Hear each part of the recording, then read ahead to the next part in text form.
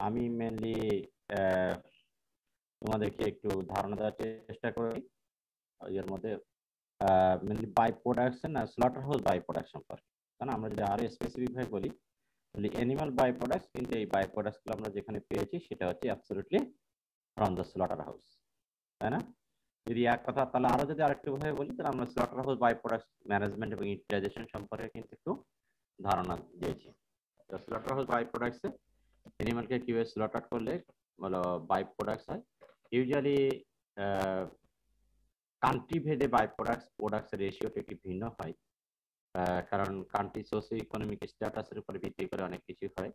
যেমন আফ্রিকার অনেক দেশেই কিন্তু চামড়াও কেউ খাদ্য হিসেবে গ্রহণ করে। তো যে দেশে ওটা খাদ্য হিসেবে গ্রহণ করলো তাহলে তার একটা প্রোডাক্টে বাই প্রোডাক্টের রেশিও ভিন্ন হয়। সেই জন্য গত ক্লাসে আমি একটু ধারণা দেওয়ার চেষ্টা করেছিলাম ড্রেসিং পার্সেন্টেজ যেটা সেটা হচ্ছে একটা product, internationally acceptable product. Dressing percentage যদি হয় বাংলাদেশি গরুর আমরা বলছি 45 to 48% ড্রেসিং পার্সেন্টেজ হয়, তাহলে প্রোডাক্ট বাই প্রোডাক্টের রেশিও হবে 45 আর 55। ক্লিয়ার? 45 to 55 standard. বাট আমাদের দেশের কন্ডিশনে যদি আমরা বলি, আমরা লিভারকেও কিন্তু মানে মাংসের সাথে দিয়ে দেই, হার্ট দেই, স্প্লিন দেই, কিডনি দেই, তাই না? সবকিছু কিন্তু আমরা খাদ্য হিসেবে গ্রহণ করি। সো সেই ক্ষেত্রে আমাদের দেশের আঙ্গিকে যদি মনে হয় তাহলে আমরা যদি একটা গরুর লাইভ ওয়েট থাকে তার পার্সেন্ট মিট হবে বা খাবার হবে যখন হিসাব করবো তখন কিন্তু তখন বলতে হবে অ্যাবাউট 60%, মানে 55 to 60% আমরা গ্রহণ করি। 55 to 60%। তাহলে আমাদের দেশের আঙ্গিকে তাহলে প্রোডাক্ট কি হচ্ছে 55:45। প্রোডাক্ট এবং বাই প্রোডাক্টের রেশিও হচ্ছে 55 আর 45। স্ট্যান্ডার্ড হচ্ছে 45-55। আমাদের দেশের আঙ্গিকে 55 আর 45, মানে 100 কেজি যদি গায়ে লাইভ ওয়েট হয় তাহলে 45 কেজি আমরা 55 কেজি মাংস পাবো, 45 কেজি আসলে বাই প্রোডাক্ট আমাদের দেশে প্রোডাক্ট হিসেবে ব্যবহৃত হয়। ক্লিয়ার আছে? করতে তবে আমাদের দেশে আমরা বাই প্রোডাক্ট যেগুলো বলি, বাই প্রোডাক্টের মধ্যে তাহলে স্লটার হাউস বাই প্রোডাক্টে কি আছে? লিভার, হার্ট, কিডনি, স্প্লিন, তাই না? এগুলোকে এবং বিভিন্ন প্রকার বোন, অক্স, ফ্যাট, বিভিন্ন প্রকার জিনিস থাকে। সেই জিনিসগুলোকে আসলে আমরা তাহলে এগুলো কিন্তু বাই প্রোডাক্ট হচ্ছে। যখন তুমি খাদ্য হিসেবে ধরছো বা প্রোডাক্ট হিসেবে তখন আসতেছে কিন্তু বাকি যে আসলে বাংলাদেশে যে জিনিসটাকে বাদ দেওয়া হয় সেটাকে আসলে বেশিরভাগই ওয়েস্ট, আসলে যেটা খাওয়ার কোনো জায়গা নাই সেটাকে আমরা ওয়েস্ট বলছি। শুধু একমাত্র একটা জিনিস বাই প্রোডাক্ট হিসেবে বাদ রাখি, সেটা হচ্ছে মানে খায় না, সেটা হচ্ছে চামড়া, তাই না? হাইটস অথবা স্কিনটাকে। কিন্তু লিভার, হার্ট, কিডনি, স্প্লিন মানে ভিসেরা, অত ভিতরে যা থাকবে সবটাই কিন্তু বাই প্রোডাক্ট। তাহলে প্রোডাক্ট হচ্ছে কার্কাস। ক্লিয়ার? একটু মানে প্রোডাক্ট হচ্ছে কার্কাস, ভাইবার জন্য বা নিজেরা জানার জন্য এটাকে প্রোডাক্ট হচ্ছে কার্কাস। একটা অ্যানিমেলের বডিতে যে কার্কাসটাকে থাকে সেই কার্কাসটা হচ্ছে প্রোডাক্ট। এই প্রোডাক্ট কার্কাস যেটা থাকে সেটা নরমালি দুই প্রকার, একটা চিল কার্কাস, একটা হচ্ছে ওয়ার্ম কার্কাস। তার মোটামুটি 45% কার্কাসের ওয়েট হয় ক্যাটেলের বেলায়, আর 55% থাকে অন্য জিনিস। এই ক্ষেত্রে আমরা আমাদের দেশে যেহেতু আমরা কার্কাস যখন তখন এরকম থাকে, আর বাই প্রোডাক্টকেও আমরা মিট হিসেবে ব্যবহার করি। সেই জন্য যখন আমরা এটা কিন্তু প্র্যাকটিক্যাল কথা বলতে চাচ্ছি, যে অ্যানিমালের বেলায় মানুষ যদি বলে যে এই গরুটা কিনবো তাহলে কয় কেজি মাংস হবে দাম ধরে, তুমি যদি মনে করো যে 550 টাকা 500 টাকা কেজি, তুমি তারা যদি বলো 45% হবে, তাহলে তো সে ওই দামে কিনলে তার তো মানে গরু কষাই তো তার মানে মালিক তো তারা দেবেই না, তাহলে তো সে গরু কিনতেই পারবে না, ব্যবসাও করতে পারবে না। আমাদের দেশের আঙ্গিকের মতো হিসাব করতে, সেই জন্য আমি আসলে ওইটাকে দিয়েছি। কারণ লিভারও কিন্তু 550 টাকা কেজিতে ওইভাবে বিক্রি করে যায় গরু, মানে মাংসের যে দাম সেইভাবে বিক্রি হয়ে যায়, সুতরাং আমাকে হিসাব করতে হবে। তাহলে আমরা বাই প্রোডাক্ট কাকে বলে, বাই প্রোডাক্টের লিস্ট করবা। দুই প্রকার বাই প্রোডাক্টস আছে, একটা হচ্ছে স্লটার হাউস বাই প্রোডাক্টস এর দুই প্রকার, একটা হচ্ছে এডিবল বাই প্রোডাক্টস আর হচ্ছে inedible by products. Edible by products গুলোকেও আমরা প্রোডাক্টের মধ্যে ধরে নিয়েছি, ধরে নিয়ে যাই আমাদের দেশের আঙ্গিকে আমাদের তাহলে কত ধরা সেটা 55 আর 45 হয়। আমরা ফেলি বাই প্রোডাক্টস এর মধ্যে যদি বলে তাহলে আমরা ইয়ে করি, সেটা হচ্ছে আমরা ওগুলোকে বেশিরভাগ ক্ষেত্রে কুকিং করে খেয়ে ফেলি, আর হাইটস এবং স্কিনকে আমরা প্রসেস করে লেদার প্রডিউস করি, আমাদের যা হচ্ছে যে quality of hides and skin কি ফ্যাক্টর নির্ভর করে, এবং আমরা প্রসেসটা শর্ট টার্ম প্রসেস করে প্রিজার্ভেশন করার জন্য যে পদ্ধতি সেটাকে বলা হয় কিউরিং। এই কিউরিংটা আমাদের অবশ্যই অ্যানিমাল হাজবেন্ডারি বা মানে যারা অ্যানিমাল পালন করে তাদেরই আসলে বড় দায়িত্ব। যেহেতু মানে চামড়াটাকে প্রসেস করতে পারে না, সেই জন্য 2 দিন পরে যদি লেদারে নিয়ে ট্যানারিতে নিয়ে যাও তাহলে সেটা প্রসেস নষ্ট হয়ে যায়, সেই জন্য তারা দাম পায় না বা কম পায়। এই হচ্ছে আমাদের মানে পড়ানোর উদ্দেশ্য ছিল। এখন আমরা আরেকটা জিনিস হচ্ছে যে আমরা মেনলি আমাদের যে কাজ অ্যানিমাল হাজবেন্ডারিয়ানদের কাজ, আমরা কিন্তু ফার্ম ম্যানেজমেন্ট করে থাকি। এই ফার্মের মধ্যেও কিছু বাই প্রোডাক্ট অথবা ওয়েস্ট প্রোডাক্ট তৈরি হয়, সেই প্রোডাক্টকে কিভাবে আমরা ডিসপোজ করতে পারি সেই সম্পর্কে আজকে আমরা একটু আলোচনা করব। তোমাদের বান্ধবী বা তোমরা ওরা শেয়ার করবে, আমি একটু ওই জায়গায় ভূমিকা রাখবো। তার আগে আমাদেরকে একটু জানতে হয় যে আমরা যে কোনো জায়গায় আমাদেরকে 4টা জিনিস, কারণ সবার উপরে কিন্তু নিজের জীবন এবং নিজের মানে বুদ্ধিমত্তা বা প্রস্তুতি সে তার উপরে কিন্তু নির্ভর করে কে কেমন ভাবে কি করবে। যেমন একজন মানুষ সে ব্যাটসম্যান হবে কি খেলোয়াড় হবে কি হবে না, মানে ভালো ব্যাটসম্যান হবে কিনা ব্যাট ধরা দেখে কিন্তু আসলে বোঝা যায়। ব্যাট যে ধরবে, প্রথম যে ধরলে আসলে সে মানে কোন ধরনের ব্যাটসম্যান, সে আক্রমণাত্মক রক্ষণাত্মক না আসলে ব্যাটসম্যানই মানে আনাড়ি ব্যাটসম্যান, ব্যাট ধরার ব্যাট কোন জায়গায় ধরতে হয় কোন জায়গায় কিভাবে ধরতে হয় তার উপরে কিন্তু আসলে নির্ভর করে। তো এরকম পারে তুমি যে স্কিল কিনা বা তোমাকে একটা গুড ম্যানেজার কিনা সেটা কিন্তু নির্ভর করে তোমার প্রথম যে জিনিসগুলো জানা দরকার তার উপরে। আমরা কয়েকটা ইন্টারন্যাশনালি আমরা এগুলোকে আমরা আবার বাই প্রোডাক্ট এবং ওয়েস্টটাকে কি এক ধরনের, এটা কি হ্যাজার্ডাস ম্যাটেরিয়ালস, তাই না? এক ধরনের হ্যাজার্ডাস ম্যাটেরিয়ালস, অর্থাৎ এটা হ্যান্ডেল করাও কঠিন, দুর্গন্ধ সৃষ্টি করে, অনেক কিছু হয়, মানে হ্যাজার্ডাস অর্থাৎ বিরক্তিকর একটা জিনিস। এই হ্যাজার্ডাস যে জিনিসগুলো আছে নর্মালি 1959 সালে আসলে নাসা একটা টেকনোলজি তৈরি করে কি মানে একটা কমন টার্ম ব্যবহার করে, যেটার জন্য আসলে নাসার জন্য তোমরা ফরচুনেটলি জানো যে গতকালও কিন্তু নাসার একটা কিন্তু বড় একটা অ্যাক্সিডেন্ট ঘটতে চলে গিয়েছিল। 7 জন আকাশ আরোহী কিন্তু মানে কন্ট্রোল রুম থেকে 40 মিনিট ইয়ে হয়ে গেছিল, ডিসকানেক্ট হয়ে গেছিল। যাক যেভাবে ইয়ে হোক আমাদেরকে তারা একটা আসলে করলো, এবং সেই ক্ষেত্রে আসলে এটা নাসা একটা ইয়ে নাম দিয়েছিল হ্যাসাপ, নাম শুনছো কিনা জানি না, হ্যাসাপ নাম শুনছো? HACCP একটা টেকনিক্যাল হ্যাসাপ একটা নাম। তাহলে আমরা ওইটা ডিসপোজ করতাম না, তাহলে Hazard analysis critical control point, হ্যাসাপ HACCP। তোমাদের হাতে কাগজ কলম থাকলে এটা লিখতে হবে, HACCP। এটা কেন বলি হ্যাসাপ বলে, অনেকে হ্যাকআপ বলে, আমাদের দেশের যেহেতু সি কে অনেক সময় কে উচ্চারণ করে, কিন্তু যেমন আমরা কন্ট্রোল বা করি সেই জন্য মানে হ্যাকআপ বলে, আবার অনেক জায়গায় হ্যাসাপও বলে। HACCP that means Hazard analysis critical control point. তাহলে আমরা এই জায়গায় একটা ক্রিটিক্যাল কন্ট্রোল পয়েন্ট কিন্তু বলছি। তাহলে পয়েন্ট বলা মানে হচ্ছে এটা তার মাধ্যমে দিয়ে কোনো একটা জায়গা নির্দিষ্ট সে কিন্তু কিছু করে না, এটা কিন্তু কোনো না, এটা একটা ধরো একটা বই, এটা প্রতিষ্ঠান, এটা ফ্যাকাল্টি, ধরো কথার কথা, সেই ফ্যাকাল্টি কিন্তু ডিজাইন করে দিচ্ছে যে এই কোর্স পড়াতে হবে এখানে পড়তে হবে এরকম। এই যে Hazard analysis critical control point, তারা কিছু নিয়ম কানুন গাইডলাইন তৈরি করে দেয়, অন্যকে সেইভাবে চলতে হয়। সেই জন্য কিন্তু ফুড ইন্ডাস্ট্রিতে আমাদের এখানে যেহেতু প্রোডাক্ট বা ফুডের একটা ফ্যাক্টরস আছে, এখানে আমরা সাধারণত হ্যাকআপ বা হ্যাচাপ যেটা আছে সেটা ফলো করতে হয়। এটা বাংলাদেশে এখনো পর্যন্ত আসলে ওইরকম ভাবে ফলো করা হয় না, কারণ বাংলাদেশে আমরা জানি যে বাংলাদেশের স্ট্যান্ডার্ড অ্যানালাইসিস করার জন্য একটা ইনস্টিটিউট আছে, সেটা হচ্ছে Bangladesh standard testing institute, BSTI।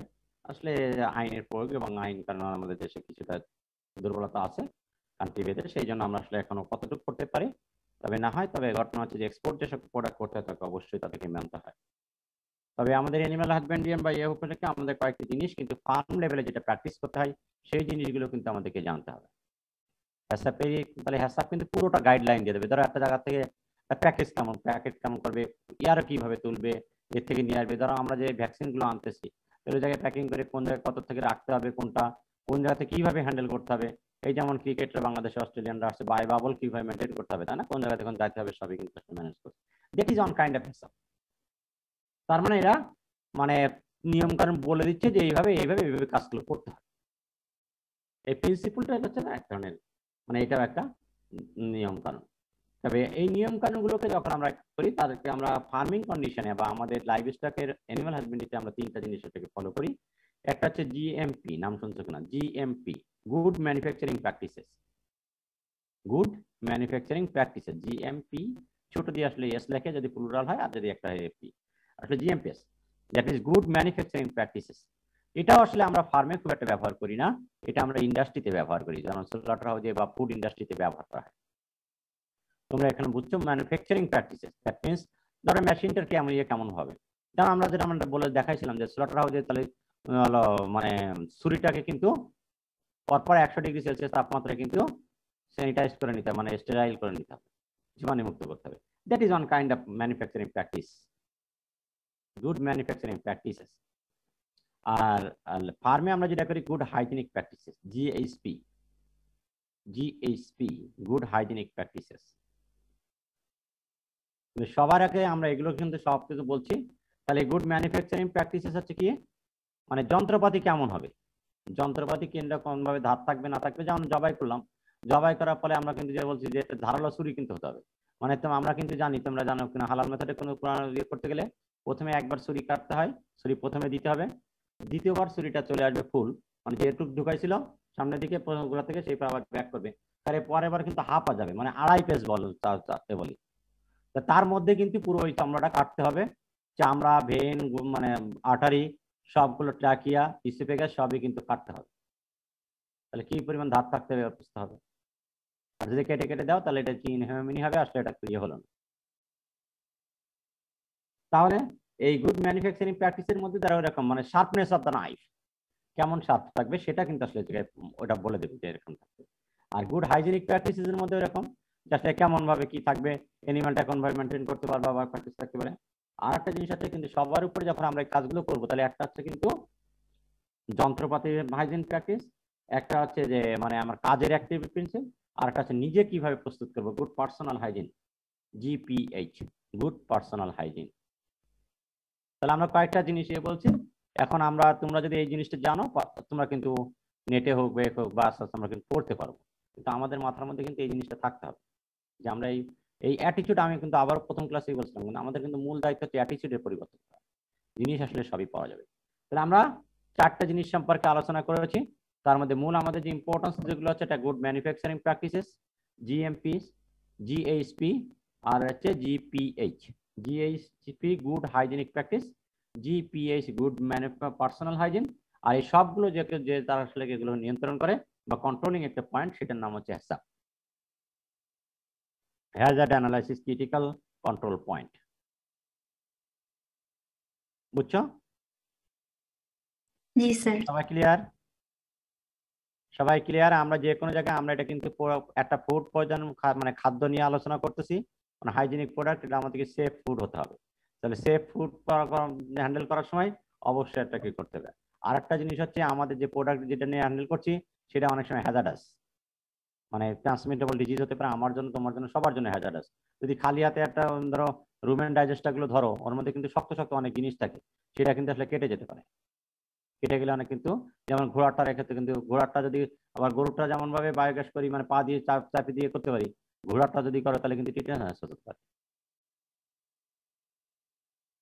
তাহলে ওই রকম মানে এই যে হ্যাজার্ডাস জিনিস কিন্তু আমরা রান্না করি, সেই জন্য আমাদেরকে কি জানতে হবে, আমাদের অবশ্যই কিছু মানে নিয়ম নীতি ফলো করতে হবে হাইজেনিক প্র্যাকটিস ডিসপোজাল করার সময় বা হ্যান্ডেল করার সময়। সেইটার মধ্যে আমি 4টা কথা বলছি, গুড ম্যানুফ্যাকচারিং প্র্যাকটিস হতে হবে, গুড হাইজেনিক প্র্যাকটিস হতে হবে, কিন্তু সর্বশেষে সবকিছুর আগে নিজের জীবন বা নিজের চাকরি বা ইয়ে থেকে সেজন্য গুড পার্সোনাল হাইজিন সম্পর্কে আমাদেরকে ধারণা থাকতে হবে। আর এই যে জিনিসগুলোকে যারা গাইড করে বা কন্ট্রোল পয়েন্টিং করে, তাদেরকে এক কথা বা প্রিন্সিপাল, আসলে যারা প্রিন্সিপালগুলো দিয়ে দেয়, কেউ কিন্তু কান্ট্রি টু কান্ট্রি কিন্তু বিদেশে সম্পূর্ণ পরিবর্তন ঘটে, সেই জন্য আমরা এটাকে বলি কিন্তু প্রিন্সিপাল, এইভাবে নিজে করতে হবে। এগুলো কিন্তু ফিক্সড, একদম ফিক্সড কোনো জিনিস না, কিন্তু প্রিন্সিপাল গাইডলাইন এরকম ভাবে এভাবে আসলে করতে হয়, সেটাকে বলে আমরা হ্যাচাপ। আমি একটু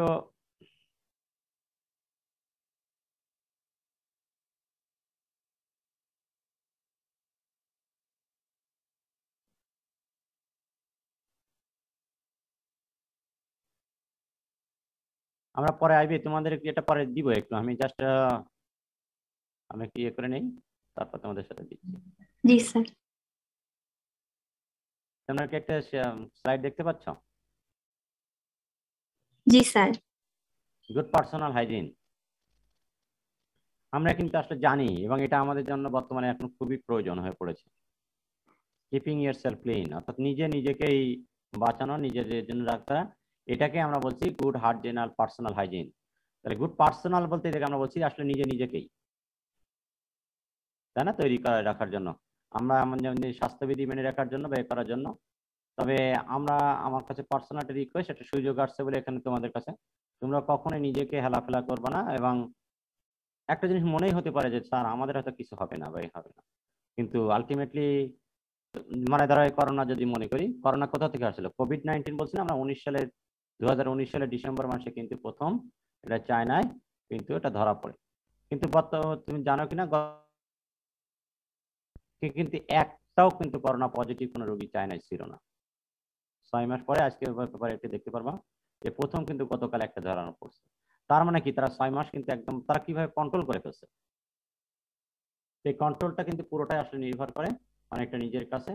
তোমার এই ছোট একটি ভুলের জন্য, তুমি আর কিছু ভুলের জন্য কিন্তু তোমার যে এল্ডার বা পরিবারের যে মেম্বার গুলো আছে, অথবা কার আসলে মানে ইয়াংদেরও হচ্ছে, কিন্তু কার যে দুর্বলতা বেশি আছে, মানে কোমরবিডিটি বেশি আছে, তারা কিন্তু এফেক্টেড হয়ে যেতে পারে। এটা কিন্তু খুবই একটি দুঃখজনক এবং মানে আমাদের দেশের জন্য এরকম কঠিন, এবং আমরা ব্যয়বহুল চিকিৎসা এবং চিকিৎসা ব্যবস্থা কিন্তু খুবই খারাপ যতটুকু পারা যায় আমাদের দেশে, কারণ সীমাবদ্ধতা আছে, আমরা একটি গরিব বা দেশ। তোমরা জানো কিনা, আমি হলো তপু স্যার, তোমাদের তপু স্যার একটু অসুস্থ, না আজার হলো Tapu sir, animal breeding and জেনেটিক্সের, উনি কিন্তু করোনা পজিটিভ হয়ে এখন স্কয়ার হসপিটালে ভর্তি। খুবই মোটামুটি, কিন্তু প্রতিদিন কিন্তু ওনাকে এক একটা জায়গায় 1 লক্ষ টাকা একটা ইনজেকশন কিন্তু দিতে হয়। তোমাদের আমাদের অনেক ফ্যামিলির জন্য কিন্তু এটা কঠিন এবং ওখানে যাওয়া খুব কঠিন। সুতরাং আমি তোমাদেরকে রিকোয়েস্ট করব, কোনোভাবেই অবহেলা করবো না নিজেকে, কারণ তোমরা অনেকে কিন্তু বাইরে বের হও বা হও অথবা হয়, তুমি মনে করতে পারো স্যার আমার বাসা বা অনেকে মাঠে কৃষকরা যাচ্ছে, আসলে কিন্তু যদি সে দোকানে বা এতে হতে না যায় তাহলে কিন্তু হওয়ার কথা না, কটক পাথরে তার কিন্তু সেফ আছে। কিন্তু তুমি কিন্তু যেসব প্লেস গুলো যাচ্ছ সেই প্লেস গুলো কিন্তু বেশি ভালনারেবল, কারণ তুমি কিন্তু হয় দোকানে যাবা, হয় না বন্ধু বান্ধবের সাথে মিশবা বা করবা, সেটা কারোর মাধ্যমে কন্ট্যাক্ট হতে পারে। সুতরাং তোমার সেই ভুলটি যেন তোমার পরিবারের জন্য যেন অভিশাপ হিসেবে না আসে, অবশ্যই আমি রিকোয়েস্ট করব সব সাবধান থাকবে। আমরা হাইজিন বলতে একটু কথা বলি, ইম্পর্টেন্স কেন এটা দরকার, কারণ হচ্ছে কিন্তু হাইজিন বলতে আসলে কিন্তু বলি হাইজিনের সাথে বলতে প্রথমে আসলে স্যানিটেশন, আসলে পরিষ্কার পরিচ্ছন্নতা, এবং এটা আসলে কিছুই না, এটা কিন্তু একটা প্রিন্সিপলস। আমি আবারও বলেছিলাম প্রিন্সিপলস, এক একজন এক ভাবে থাকতে পারে, এবং এটা দরকার হয় আমাদেরকে হেলথকে রক্ষা করার জন্য, প্রিজার্ভ করার জন্য, একটা গুড হেলথ প্রিজার্ভ করার জন্য। এবং পার্সোনাল হাইজিন বলতে এটা আমরা বলছি cleanliness of A personal body, that means নিজের জন্য নিজে। কারণ এটা কেন করি আমরা, কিন্তু কেন করি, কারণ হচ্ছে যে কমিউনিকেবল যেসব ডিজিজ গুলো আছে সেই ডিজিজ গুলো স্প্রেড আউট হতে পারে। তা আমরা ধরো মানে একটা ম্যাড কাউ ডিজিজ বা অন্য কোনো ডিজিজ, ওই অ্যানিমেলটা কোনো ডিজিজ আছে যেটা জুনোটিক ডিজিজ ট্রান্সমিসেবল হতে পারে, তুমি যদি সরাসরি যে জানো যেরকম গল্প আকারে বললাম একটু, যে মানে অ্যানথ্রাক্স, ধরো টিটেনাস হয়েছে, কারণ আমরা জানি যে ঘোড়া কিন্তু রুমিনেন্ট, সুতরাং ওর ডাইজেস্টিবিলিটি কিন্তু যে মানে ফিডগুলো খায়, সে ঘাস খায় সেগুলো কিন্তু পুরোটা ডাইজেস্ট করতে পারে না, না করলে শক্ত অবস্থা থাকে, তো শক্ত অবস্থা গেলে থাকে তোমার কিন্তু মানে ভিতরে ঢুকতে পারে, কেটে যেতে পারে। কেটে গেলে ওই জায়গাতে যেহেতু সে আবার প্যাথোজেনিক মাইক্রোঅর্গানিজম ভিতরের মধ্যে ছিল, রুমের মধ্যে ছিল, বাইরে থেকে আসছে, সুতরাং ওটা দিয়ে তার টিটেনাস হওয়ার সম্ভাবনা অনেক গুণ বেড়ে যায়।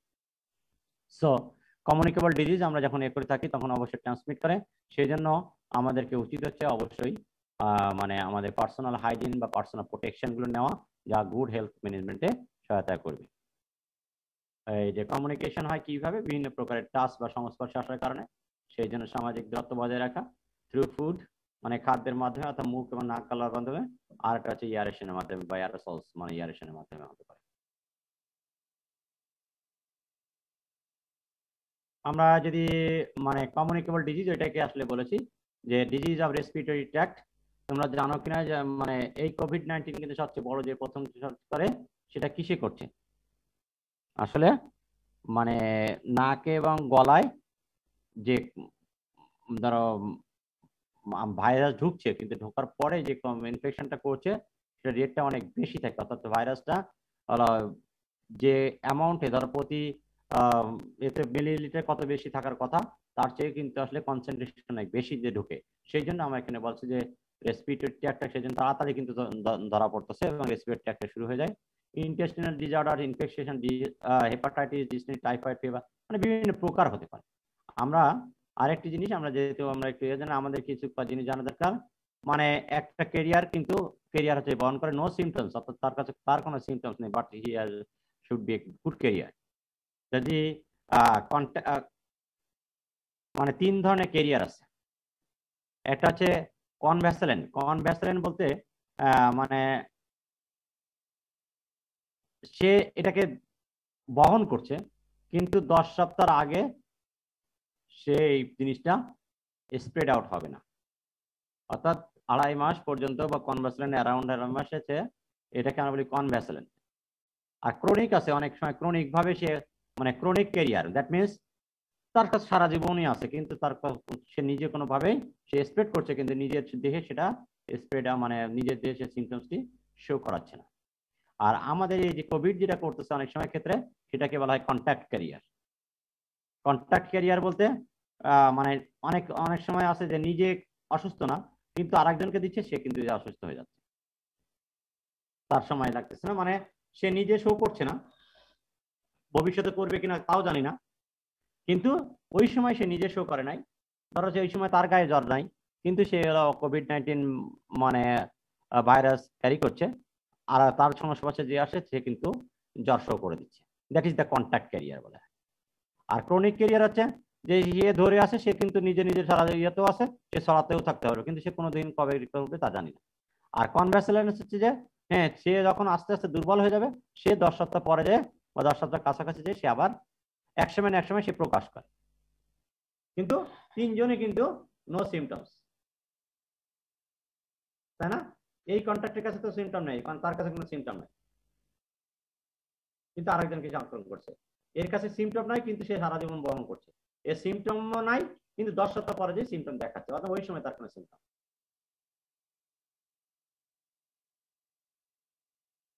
তাহলে আমাদেরকে কি করতে হবে এর কাছে বাঁচার জন্য? সবচেয়ে আগে যে জিনিসটি হচ্ছে সেটা হচ্ছে জিনিসটি যে আমাদেরকে যে কোনো জায়গায় ইয়ে করতে হয়, তো আমাদেরকে আমরা যে পোশাকটা পরবো সেই পোশাকটি অবশ্যই ক্লিন হতে হবে, ক্লিন বলতে হাইজেনিক হতে হবে, আপনার কিন্তু শুধুমাত্র উপর দিকে নয়। আর এই হাইজেনিকটা যখন এই জন্য কি করতে হয় আমাদের কিন্তু অনেক সময় ডাক্তাররা যে মানে যে আমরা বলি পিপিই মানে personal protection equipment, that means outer clean outer garments, তো এরকম যদি কোনো ফার্মে বা এতে করতে হয় তাহলে ফার্মের জন্য আলাদা ড্রেস করতে হবে, সেটা আমি বোঝানোর চেষ্টা করেছি। সেই ড্রেসটি নট শুধু এরকম জামা কাপড়, জুতা জামা মাথা থেকে শুরু করে সব কিছু অংশই আমাদেরকে করতে হবে এবং বের হয়ে আসার পরে এটাকে ক্লিন করে নতুন জামা পরে যেতে হবে লকার সিস্টেমে, আর বাইরে আসার সময় এটাকে খুলে রাখতে হবে। এবং before you get to work, কাজে যাওয়ার আগে তোমাকে একটা শাওয়ার নিতে হবে, দ্যাট মিনস ওই জামাগুলো পার করার জন্য wash of dead skin and bacteria, that means যা আছে সব ইয়ে করতে হবে, ক্লিন পোশাক পরতে হবে এবং মানে নখ প্রাণ যা আসলে অন্য যা জিনিস আছে সবগুলোকে কেটে ফেলতে হবে। এটা জাস্ট এটা আমরা জানি, তার মানে আমি কেটে বোঝানোর চেষ্টা করছি যে কোনো পরে ফার্মে বায়োসিকিউরিটি বা যেটা মনে আছে সেই ক্ষেত্রে জন্য তুমি কি কিন্তু আগে ক্লিন হতে হবে যাতে তুমি ডিজিজ ক্যারিয়ার না হও, এবং ভিতরে ঢোকার সময় শাওয়ারিং নিয়ে নতুন পোশাক পরে এবং একটা জায়গায় হতে, তাহলে তোমাকে যখন যাবা তখন তুমি যদি ধারণায় থাকে না তো কিন্তু একটা আলমারিতে কিন্তু থাকে এই পোশাকটা কই আছে তা কিন্তু তখন তুমি বলবা পোশাক কই যাচ্ছে না, তা না, কিন্তু আসলে যে জায়গায় ঢুকবা প্রতিটা জায়গায় যদি যেরকম সিস্টেম আছে দেখবে যে একটা মানে লকার সিস্টেম আছে, তাহলে লকারটাই খুঁজতে হবে যে আসলে কোন কোন জিনিস। তা তিনটা জিনিস মোটামুটি থাকে, মানে মাথা ঢাকার জন্য একটা আমরা যেমন ওই যে ডাক্তাররা ইয়ে করে নেট থাকে, পোশাক থাকে, শু থাকে, মানে এরকম একটা লকার সিস্টেম কিন্তু থাকে। when you get to work, যখন তুমি কাজে যাবা আসলে তখন লকার সিস্টেমে তোমাকে ফলো করতে হবে। একটা লকার সিস্টেম থাকে হচ্ছে যে ওই নতুন কাপড়ের জন্য, আর একটা লকার সিস্টেম থাকে তুমি যে খাবার নিয়ে যাচ্ছ অথবা পানি নিয়ে যাচ্ছ অথবা সেটা এটা কিন্তু ফ্রেশ, তাহলে তুমি সেই জিনিসটা এর মধ্যে রাখতে হবে। তাহলে আমরা যখন ডিজাইন করবো আমরা জানি তাহলে একটা ফার্মের বা ক্ষেত্রে তাহলে আমরা কিন্তু ওই যুগের দিকেও কিন্তু জানতে হবে, তুমি যদি ওইটা না বলে দাও তাহলে কিন্তু আসলে হলো না। অনেক আছে ঠিক আছে জামা কাপড় রাখার জন্য একটা বানালো, কিন্তু এখন একটা কর্মচারী খাবার নেই, খাবারটা নিয়ে ঢুকবে তা কিন্তু করতে দেওয়া যাবে না, তাহলে দুইটা লকার অবশ্যই সিস্টেম থাকতে হবে, তো সেটা ফ্রিজে রাখো আর ইয়ে বানো মানা করানো হচ্ছে তার জন্য আলাদা জায়গা রাখতে হবে। আমাদেরকে প্ল্যানিং এর সময় এই জিনিসগুলো জানতে হয়। এটাই আসলে বলছে যে মানে ফুড প্রোডাক্টসে হাত দেওয়ার জন্য কোনোভাবেই মানে টাচ করতে হবে না বা করতে হয়। আরেকটা জিনিস হচ্ছে যখন কাজের সময় আসলে এইসব কাজ এবং এখন আমরা কিন্তু কোনো করা হয় আমরা ঘড়ি বা কোনো প্রকার জুয়েলারি কোনো জিনিস পরবো না, কারণ এটা যেহেতু তুমি পাত দিতে পারছো না বা করতে পারতেছো না, এরা কিন্তু সবসময় ধুলা অথবা অনেক সময় ডাস্টকে ব্যবহার করে নিয়ে যায়, যেটা তোমার জন্য মানে কন্টামিনেশন বয়ে নিয়ে যেতে পারে। ঠিক আছে না? সুতরাং don't wear watches or jewellery.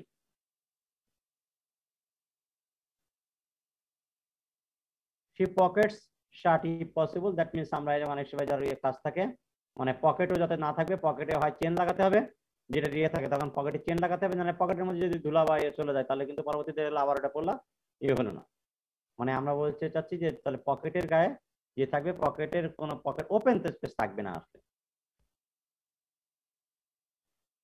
These items are often physical hazards and they also carry sometimes bacteria.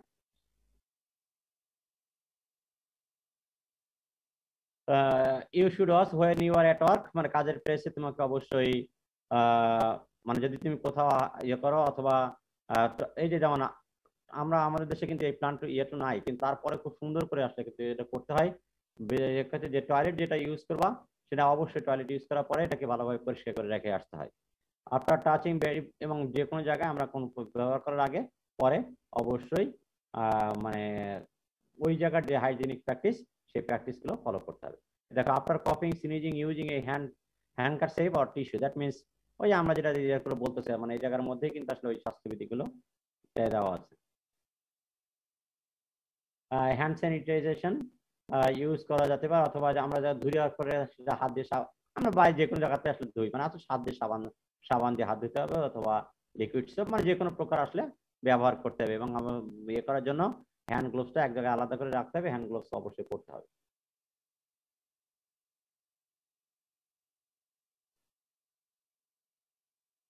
এবং এই জায়গার ক্ষেত্রে মানে বড় বড় জায়গায় দেখবে দুইটা ট্যাপ থাকে, একটা অংশে বা এই জায়গায় থাকে, এক পাশে দেখবে যে সবুজ বা নীল দেওয়া থাকে, আর একটা অংশে লাল একটা অংশ দেওয়া থাকে। যদি বাম দিকে যেদিকে ঘোরাও তাহলে ওটা সাদা মানে ইয়ে থাকবে, মানে ঠান্ডা পানি বের হবে, যদি মানে লালের দিকে যাও তাহলে গরম পানি বের হবে। এখন লালের তোমাকে কি করতে হবে, প্রথমে তুমি যখন হাতটা ধুবা বা সাবান দিবা তখন কিন্তু ঠান্ডা পানিতে ধুতে হবে, পরবর্তীতে একদম শেষে যখন তুমি এটা করে আসবা তখন হালকা করে ওটা মানে এটা ধুয়ে নেওয়া হলো এবং গরম পানি বের করে তারপরে ওয়ার্ম ওয়াটার দিয়ে আর উপরে বেরিয়ে চলে আসতে হবে। বোঝা গেছে? পরে এই জায়গাটায় একটা বাতাস বা এয়ারেশন হ্যান্ড মানে ড্রায়ার থাকে শুকনো, ওর নিচে হাত দিলে অবশ্যই বাতাসে সেটা হাতটা শুকিয়ে যায়। আমরা বিভিন্ন জায়গায় বিভিন্ন প্রকার থাকতে পারে, ধরে এরকম ভাবে মোটানো থাকে, কোনো সময় হাতে থাকে, মানে তুমি এটা দেখলে আসলে যে কোনো সময় বুঝে নিতে হবে। ফাইবার হেয়ার নেটস, এই যে মাথায় অংশে হেয়ার নেট ব্যবহার করতে হবে, মানে যাতে কোনো প্রকার কোনো ড্রপলেটস বা কোনো কিছু না যায়। এই যে এইগুলোকে আমরা বলছি হেয়ার নেটস। স্যার স্লাইডটা শো হচ্ছে না। সবার জন্য কি এইটা না আগে এগুলো শো হয়নি? স্যার দেখা যাচ্ছে। এটা অনেক সময় তাহলে মানে তোমারটা আবার তুমি নতুন করে ঢুকবা কিনা দেখো। তাহলে আমরা এই জায়গায় মানে সম্পূর্ণ মুখে ঢাকার জন্য আসলে আমাদেরকে ব্যবহার করতে হবে। আমরা এটা আলাপ করেছি। মানে আরেকটা জিনিস হচ্ছে যে এমপ্লয়ি রেসপন্সিবিলিটি হচ্ছে আমাদের দেশে কোনো প্রকারে যে জায়গায় আমরা কোনো কাজ করি সেই জায়গায় আসলে কিন্তু খাদ্য গ্রহণ করব না, মানে কোনো প্রকার খাদ্য গ্রহণ ওখানে করা যাবে না, তোমার জন্য ভালো না, তাদের জন্য স্বাস্থ্যের জন্য ভালো না। অর্থাৎ খাবারের জায়গা অবশ্যই আলাদা জায়গায় থাকতে হবে। এবং no use of gum or tobacco in food handling areas, that means ওই জায়গায় যখন মানে যে জায়গায় তুমি খাদ্য গ্রহণ করেছো সেই জায়গায় আবার তুমি ওই জায়গায় বসেই খাওয়ার পরেই সিগারেট একটা ধরাই ফেললা, তা আসলে করা যাবে না অন্য জায়গায়, কারণ তোমার কাছে অনেক পরিবেশ থাকে। ওয়ার্কিং এরিয়া যে পরিবেশগুলো সেইগুলোকে আমি একটু আলোচনা করতেছি। Don't use smoker uniform to clean hands, তারপরে মানে আমরা কোনো প্রকারে আবার হাতটা ধরলা ধরে দিয়ে আর একটা কোনো চুইংগাম খাইলা তাহলে কিন্তু এসবগুলো চলবে না। Policy to prevent contamination of product, মানে গাড়ির বা এই ক্ষেত্রে আমাদের কিছু রেস্ট্রিকশন গুলো থাকে, মানে ড্রাইভার থেকে আসলে সবাইকে এটা ফলো করতে হবে। কথা হচ্ছে যে স্যার গেছে, স্যারের জন্য ওটা দরকার নাই, ওটা সেটা কোনোভাবেই চলবে না। সবার জন্য রেস্ট্রিক্ট অ্যাক্সেস, মানে অ্যাক্সেস বেলায় অবশ্যই একটু রেস্ট্রিকশন থাকতে হবে এবং সবাইকে পলিসি মানে চলার চেষ্টা করতে হবে, মানে মানতে হবে। Read only in the lunch room, use of lunch room মানে ঘটনা হচ্ছে অবশ্যই কোনো জায়গায় খাবে না। Store your lunch in designated area, that means আমরা লকারের কথা দেখাইছিলাম। Don't leave garbage lying around, মানে এবং কোনো প্রকার গার্বেজটা এদিক ওদিক ফেলানো যাবে না। কিছু জিনিস আছে অ্যালার্জেন্স, দ্যাট মিনস আমরা অনেক সময় এর মতো হিসাব করি, সেই অ্যালার্জেন যেসব জিনিসগুলো আছে সেগুলোকে আমরা, দ্যাট মিনস মানে কোনো জিনিস বাইরে ফেলানো যাবে না যা বিরক্তিকর, এটাকে অ্যালার্জি নয় কিন্তু। যেমন ডিমের খোসা বাইরে ফেলে দিচ্ছে ডিমকে, তাহলে কি হবে, গন্ধ হবে না পচা জিনিস? অনেক সময় দেখা যাচ্ছে সি ফুড মানে যা আর একজনের কাছে মর্জিন নাও থাকতে পারে, কিন্তু সেগুলো হচ্ছে মানে আসলে প্রোটিন জাতীয় কোনো জিনিস আবার ফেলা যাবে না, মানে মাছ মাংস এইটুখানি আছে যে বাইরে ফেলে দিলাম।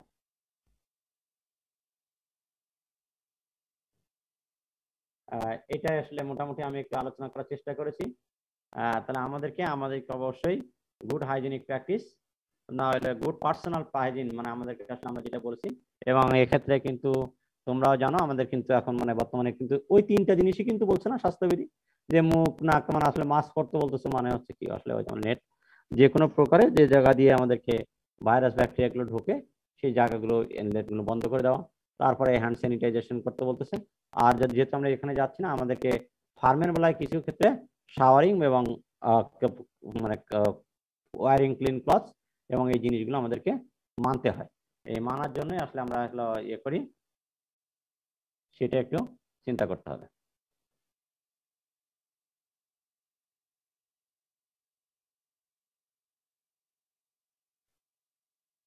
তুমি কি দেখতে পাচ্ছ?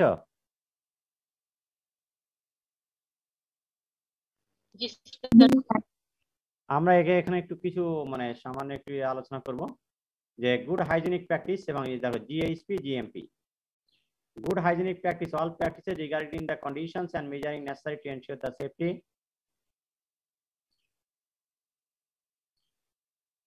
তার মানে গুড ম্যানুফ্যাকচারিং প্র্যাকটিস এবং গুড হাইজিনিক প্র্যাকটিসে 10টা এরপরে আছে।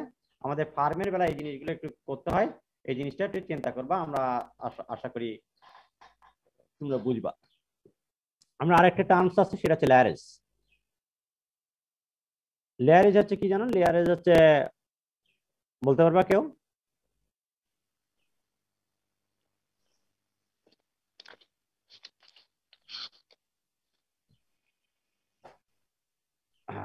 আমরা মানে থিওরি ক্লাসে পড়াইছিলাম তো মনে হচ্ছে, তো বলতে পারবো না। লেয়ারেজ হচ্ছে একটা জিনিস, large scale slaughter house, scientific slaughter হাউসকে লেয়ারেজ বলা। ক্লিয়ার?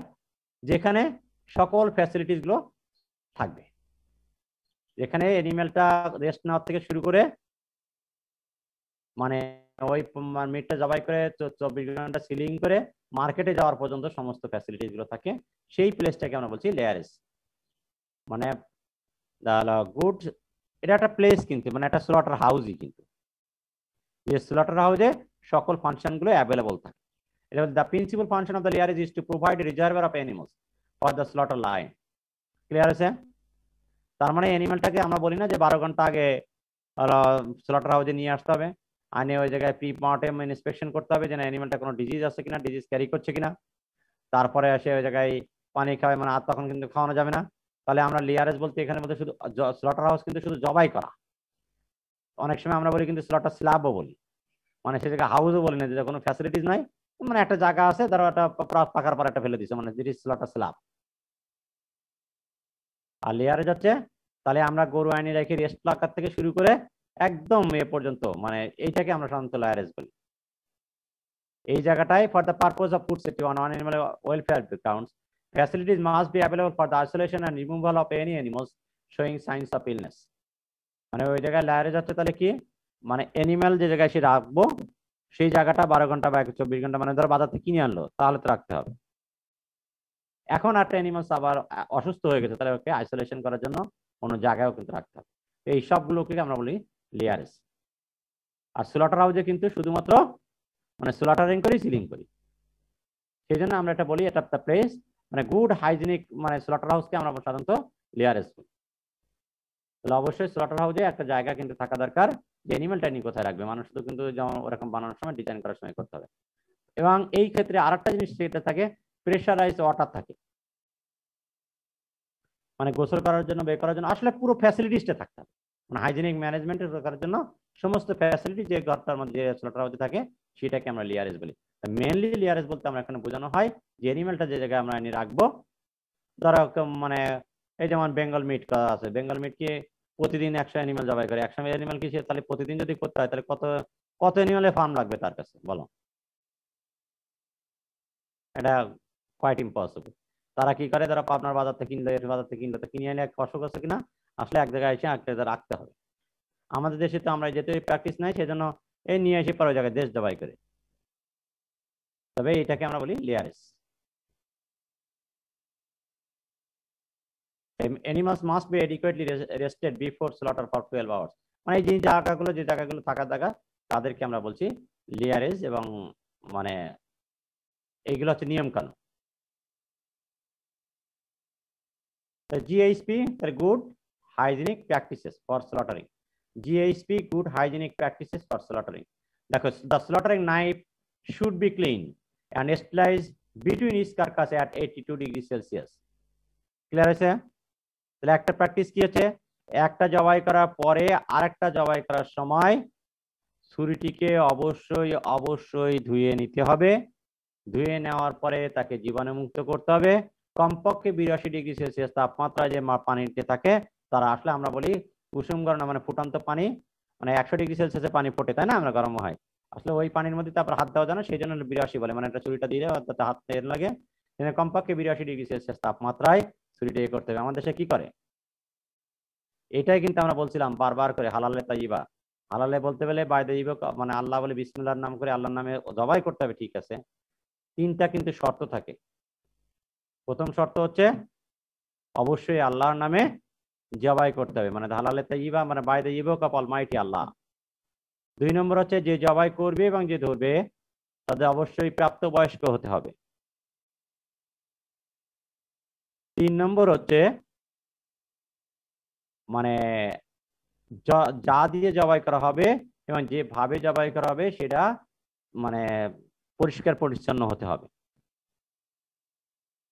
তা আমরা বাজার থেকে অনেক সময় একটা মুরগি কিনে নিয়ে আসি, দেখা যাবে যে তুমি যদি এখন এমরে যাও, ছোট্ট একটি বাচ্চা জবাই করতেছে, ওই ছুরিটা কিন্তু আর কিছু করতেছে না, ওই পান জাস্টটা ওর গায়ে অথবা মুরগির গায়েই ছুরিটাকে 2 ভাগে মানে জাস্ট পাখার পাশে মুছে দিচ্ছে, দিয়ে আরেকটা মুরগি জবাই করতেছে, তাই না? যাই কতটুকু ঠিক আছে সেটা আমরা সায়েন্টিফিক্যালি, তবে একই দিনে তুমি কিন্তু বাজারে যে ঝগড়া করা যাবে না, পরিষ্কার করা যাবে না, আস্তে আস্তে এটা করতে হবে। আমি কিন্তু বাজারে যাই, আমাদের কেয়ার মার্কেটে আমি কিন্তু বাজারে যাই, বলি যে ছুরিটা আমার দিয়ে, পরে আমি কিন্তু ওই জায়গায় ট্যাপ আছে ইয়ে করি, হয়তো গরম পানিতে না করতে পারি, কিন্তু আবার ধুয়ে নিয়ে আমি নিজে কিন্তু তারা জবাই করি, করে তারপরে কিন্তু আমি নিয়ে আসি। This is one kind of things. So what is the practice and what is the standard? আমরা অবশ্যই সায়েন্টিস্ট হিসেবে আমাদের জানা দরকার, সেই জন্য আমি একটু কিন্তু আজকে শেয়ার করছি। তাহলে আমাদের কি হচ্ছে যে আমাদেরকে তাই হেড, তাহলে আমাদের কি কথা হচ্ছে একটা জবাই করার পর আরেকটা জবাইকে কমপক্ষে ছুরিটাকে ধুয়ে নিতে হবে, নাহলে তার যদি মানে তাহলে তো সিরিজ, মানে আমরা এটুকু তো জানি, কিন্তু আমাদের কিন্তু একটা জন মাথায় দেখে রাখবো, একজনের সিরিজ কিন্তু আরেকজনের ব্যবহার করতে দিই না, ঠিক না? আমরা নিষেধ করি, এটা তো আনহাইজিনিক, এটা তো জানো তাই না, ব্লাডে তাহলে ব্লাড ডিজিজ হতে পারে। তাহলে একটা ছুরি তো কি ব্লাড লাগছে না, তো এই সিরিঞ্জ আর ছুরি তো একই কথা, তো সেইটা যদি আরেকটা দিয়ে কাটো, হ্যাঁ আমরা আইনে 100 কিলো প্রিপারেশন রান্না করবো, কুক করে খাবো, সেই জন্য আমাদের আসলে কিছু হয় না, মানে অনেক সময় থেকে ইয়ে হয়, বাট মানে আমাদের সেটা সায়েন্টিফিক বা এর মধ্যে পড়ে না। দেখো, tonsil should be remove cleanly as they are heavily contaminated pathogenic bacteria. তোমরা কিন্তু জানো টনসিল, এর নিচে একটা টনসিল থাকে, মানে টনসিল তো বোঝো নাকি, অ্যানিমেলের বা আমাদের মানুষেরও কিন্তু আছে টনসিলের, যেমন সময় এ হয় না যে ফুলে যাচ্ছে বা টনসিল জিহ্বার নিচে ইয়ে দিয়ে, মানে টনসিলাইটিস বলে, এত টনসিল ফুলে গেছে। আসলে টনসিল হচ্ছে এমন একটা জায়গা বা একটা অর্গান যেখানে সমস্ত প্রকার প্যাথোজেন্স গুলো জমা থাকে। প্যাথোজেন কিন্তু প্যাথোজেনিক ব্যাকটেরিয়া, দ্যাট মিনস যেটা রোগ তৈরি করার জন্য একটা জায়গা, তার একটা স্টোর হাউস কিন্তু this is the tonsil.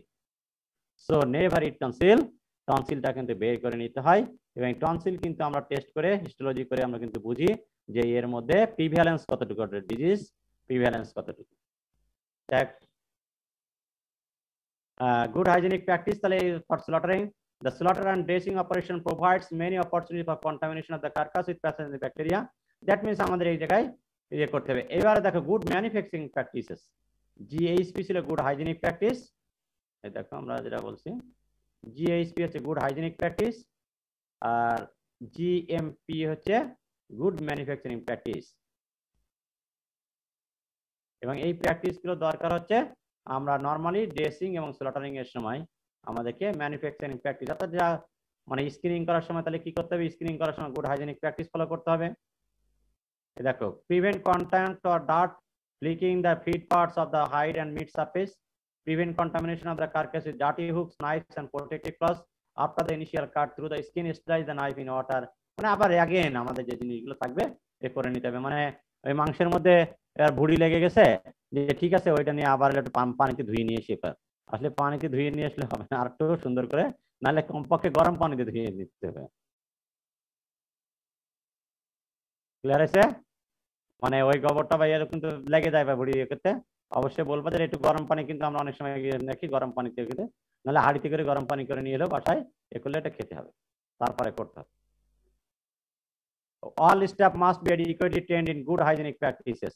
That means আমরা যারা করবে আসলে শুধু একা একা বলে যেতে হবে না, আমি ওইটা কিন্তু আবার বলেছি যে তুমি একদিন বললেই কিন্তু সব জায়গায় পরিবর্তন করতে পারবে না, তোমার কাছে কিন্তু মুরগি বিক্রি করবে না, তুমি আস্তে আস্তে করতে হবে, আস্তে আস্তে বোঝাতে হবে, শিখতে হবে।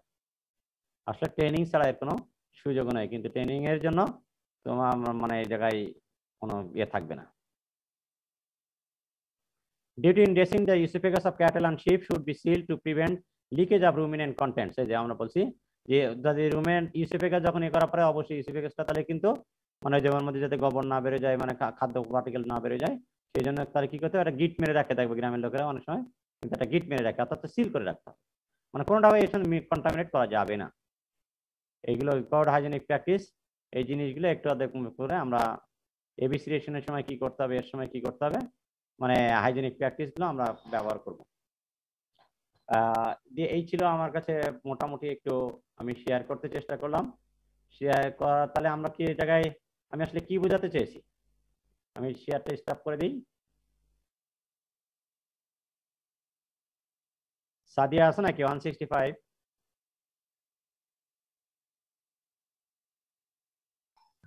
জি স্যার। বলো তো দেখি আসলে আমি মানে আমার উদ্দেশ্যে এই পড়ানোর মধ্যে বলতে আমি কি বোঝাতে চেয়েছি, বলো দেখি। সামারাইজ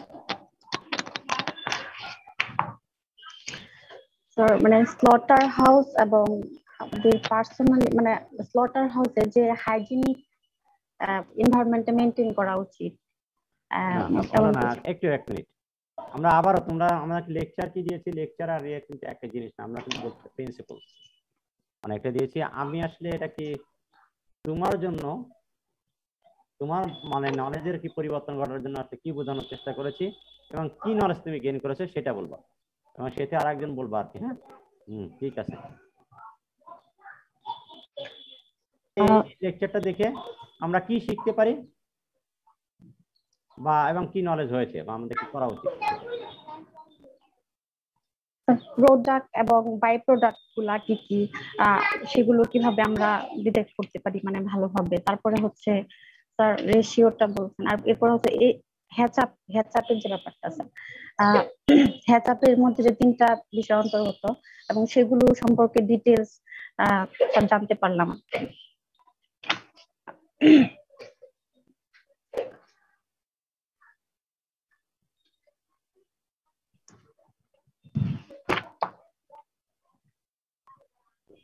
আব্দুল সাইদ আছে নাকি? সাইদ সিদ্দিকী 18-14 18-14।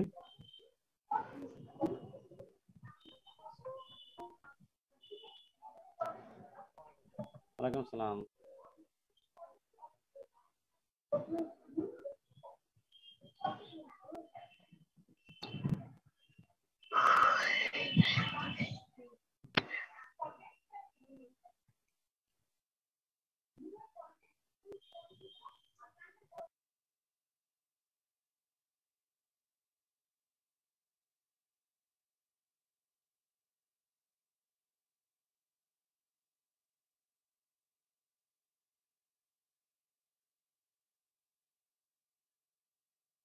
তন্ময় আছে? তন্ময়, তন্ময় মোদক।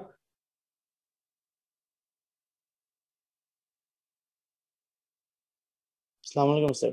ওয়ালাইকুম আসসালাম। বলো তো আসলে আমরা কি মানে তুমি কি নলেজ গেইন করলে এখান থেকে?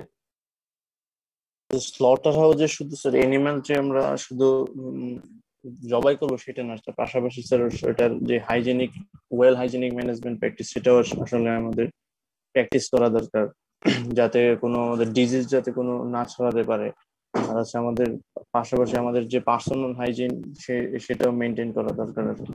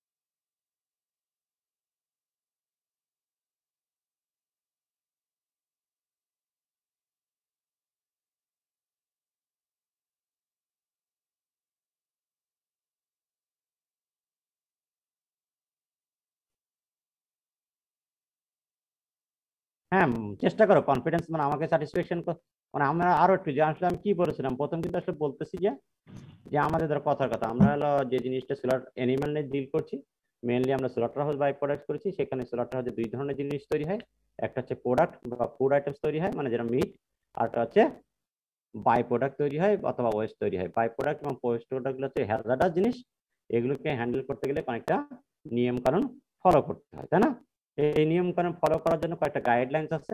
সেই গাইডলাইন্স গুলোর মধ্যে মেনলি হচ্ছে যে একটা গাইডলাইনকে যে কন্ট্রোল করে সেটাকে আমরা বলছি হ্যাসাপ। আর এর মধ্যে আমরা good hygienic practice, good manufacturing practice এবং গুড পার্সোনাল হাইজিন গুলো ফলো করতে হয়। গুড পার্সোনাল হাইজিন গুলোর মধ্যে যদি আমরা ফলো করি, গুড পার্সোনাল প্র্যাকটিস বোঝাতে হলে গুড পার্সোনাল প্র্যাকটিসের মধ্যে প্রথম কি করতে হবে যে আমরা নিজেকে সচেতন করে যে আমরা যে জায়গায় যাব সেই জায়গার জন্য তাহলে একটা ড্রেস চেঞ্জ করতে হবে, শাওয়ারিং করতে হবে। ওই জায়গায় দুইটা লকার থাকে, একটা লকারের মধ্যে ড্রেস থাকে আর একটা লকারের মধ্যে আমার যাতে ফুড পার্টিকেলস হতে পারে বা আমার যে ব্যাগ থাকতে পারে ভ্যানিটি ব্যাগ বা অন্য কিছু জিনিস আমি সেই জায়গায় রাখবো, মানে আলাদা একটা জিনিস রাখবো। এরকম ভাবে আসলে আরো কি কি বলছি এরকম সুন্দর করে একটু বলো, তাহলে না স্যার কি করতে হবে শুধু করা করা বললে আসলে হলো না, মানে আমার সাথে আঙ্গুলে বলতে হবে যে কোনটা স্ট্যান্ডার্ড এবং কোনটা কি। কে বলতে পারবে একটু বলো, শেয়ার করো। হ্যাঁ, শ্বাস নিয়ে শেয়ার করো, কোনো সমস্যা নেই, বলো। স্যার আমরা প্রথমে যদি স্লটার হাউসে যাই তাহলে একটা স্লটার হাউস থেকে আমরা প্রথমে যে জিনিসটা পাচ্ছি একটা এনিম্যাল থেকে প্রোডাক্ট এবং বাই প্রোডাক্ট, এবং সেই প্রোডাক্ট এবং বাই প্রোডাক্টের স্ট্যান্ডার্ড রেশিও 45:55, তবে আমাদের বাংলাদেশের কন্টেস্টে সেটা 55:45 প্রোডাক্ট এবং বাই প্রোডাক্ট রেশিও। তো সেখান থেকে আমরা পাচ্ছি প্রোডাক্ট, বাই প্রোডাক্ট এবং যে জিনিসটা আমরা একেবারে ইউজ করতে পারছি না এবং সেটার কোনো ইকোনমিক্যাল বেনিফিট আমরা পাবো না সেটাকে আমরা ওয়েস্ট বলবো। এবং সেই ওয়েস্ট এবং বাই প্রোডাক্ট অনেক ক্ষেত্রে আমাদেরকে প্রসেসিং করে তারপর আমাদের দৈনন্দিন জীবনে কাজে লাগাতে হয়। তো সেখানে আমরা বাই প্রোডাক্টের মধ্যে পাই স্যার ইডিবল বাই প্রোডাক্ট এবং ইনইডিবল বাই প্রোডাক্ট। তার মধ্যে ইডিবল বাই প্রোডাক্ট গুলো অনেক সময় আমাদের বাংলাদেশের কন্টেস্টে সেটা আমরা প্রোডাক্টের সাথে কার্কাসের সাথে সেল করা হয় লোকাল মার্কেটে। সেখানে ইনএডিবল যেটা তার মধ্যে রয়েছে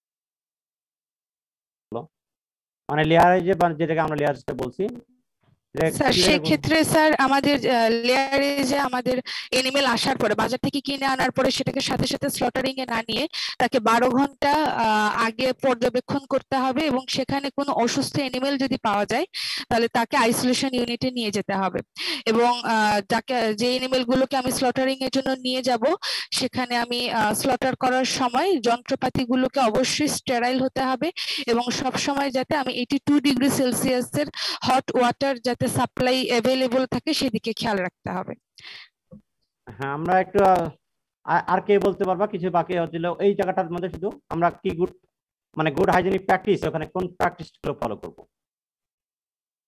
আরেকজন বলে একটু ওবেদা যদি বলেছে অনেক সুন্দর করে বলেছে কিন্তু কিছু একটা বাদ পড়ে গেছে কি করতে হবে বলো দেখি আমাদের এবং সেটা সায়েন্টিফিক টার্মে বলতে হবে আসলে সেটার জন্য একটু বলছি কে বলতে পারবা হ্যাঁ হ্যাঁ আশিকা বলো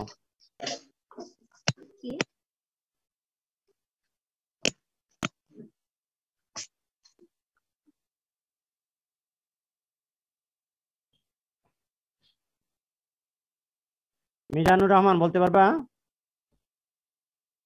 1869 আমরা আসলে একটা অ্যানিমালকে জবাই করার আগে কি কি কাজ করব যেটা হাইজিনিক প্র্যাকটিস আমাদেরকে মানে কোনটা করা উচিত জবাই করার পূর্বে কি করা উচিত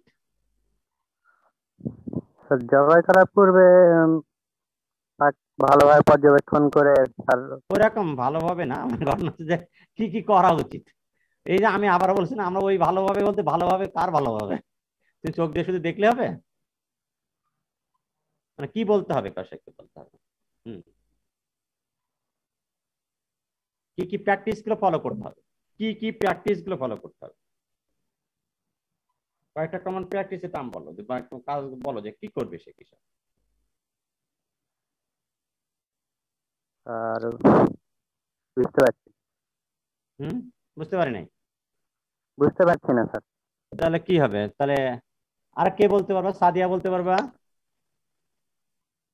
মানে গরুটা একটা মানুষ গরু কিনে আনবে কথার কথা বলতেছে সে মানে গরু জবাই করবে না তো জবাই করার আগে সেই মিটটাকে ভালো বা হাইজেনিক হতে গেলে তোমার কাছে তোমার স্ট্যান্ডার্ড অনুযায়ী তুমি একজন সায়েন্টিস্ট হিসেবে আমাদের কিন্তু এই যে অনেক সময় বলো আমাদের কিন্তু প্রতি স্লটার হাউসে কিন্তু আসলে নিয়োগে বা এক্ষেত্রে কিন্তু মিউনিসিপ্যালিটি একজন করে কিন্তু আছে ভেটেনারি তারা কিন্তু একটা সিল দেয় যে দিস ইজ মানে মাংসে যদি সিল দেওয়া থাকে যে এটা হলো প্রুফ ওই সিল দিতে হয় কিন্তু আমাদের নামে সিল দেয় এরকম সাদিয়া বলতে পারবা আমরা কি করব একটা কষায় যে কষায় বা ব্যাপারী গরু কিনে আনবে তাকে কি বলতে হবে বলতে পারবো না তাহলে কি ক্লাস নিলাম স্যার এনিমেলকে আনার পর গোসল করাতে হবে হ্যাঁ দাও তাহলে আমরা সবাইকে হতে হবে মানে তুমি কি সিলা ক্লাসে না সিলা না বলো সাদিয়া ছিলাম কি রকম সিলা কেন বলতে পারবো না তোমাকেই বলতে হবে বলো দেখি ভিডিও অন করো তোমাকেই বলতে হবে পারতে হবে তুমি পারবো আমরা পারবো সবাই আমি একটু পয়েন্ট ধরাই দিব অসুবিধা নেই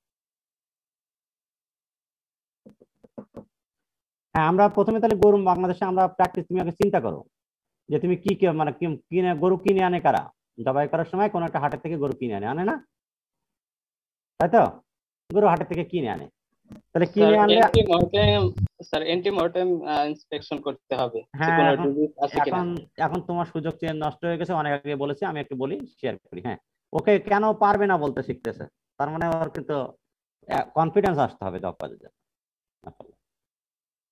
তাহলে প্রথমে একটা গরু কিনে নিয়ে আসে কিনে নিয়ে আসার পরে আমরা যদি বাস্তবে দেখো কিনে নিয়ে আসার পরে সে জবাই করে দেয় আজকে হাটের থেকে আজকে মুক্তাগাছার বাজার আছে মুক্তাগাছার বাজার থেকে সে আনবে রাত্রেবেলা আনে সকালবেলায় সে জবাই করে দিবে অথবা আমাদের দেশে ব্যাড প্র্যাকটিসও আছে আমাদের বাসায় অনেক সময় দেখবো যে মুরগিটা ঝিমাইতেছে সেই মুরগিটাকে কিন্তু জবাই করে দেয় মরার আগেই ওই যে কদিন আগে আমরা কিন্তু দেখেছি গাড়িতে যখন পড়ে গেছে তখন কিন্তু আসলে জবাই করে দিয়েছে আসলে আমরা যেটা করি তাহলে তাকে এখন বলতে হবে যে ভাই মানে আপনি গরু কিনে আনছেন যেটা কমপক্ষে 12 ঘন্টা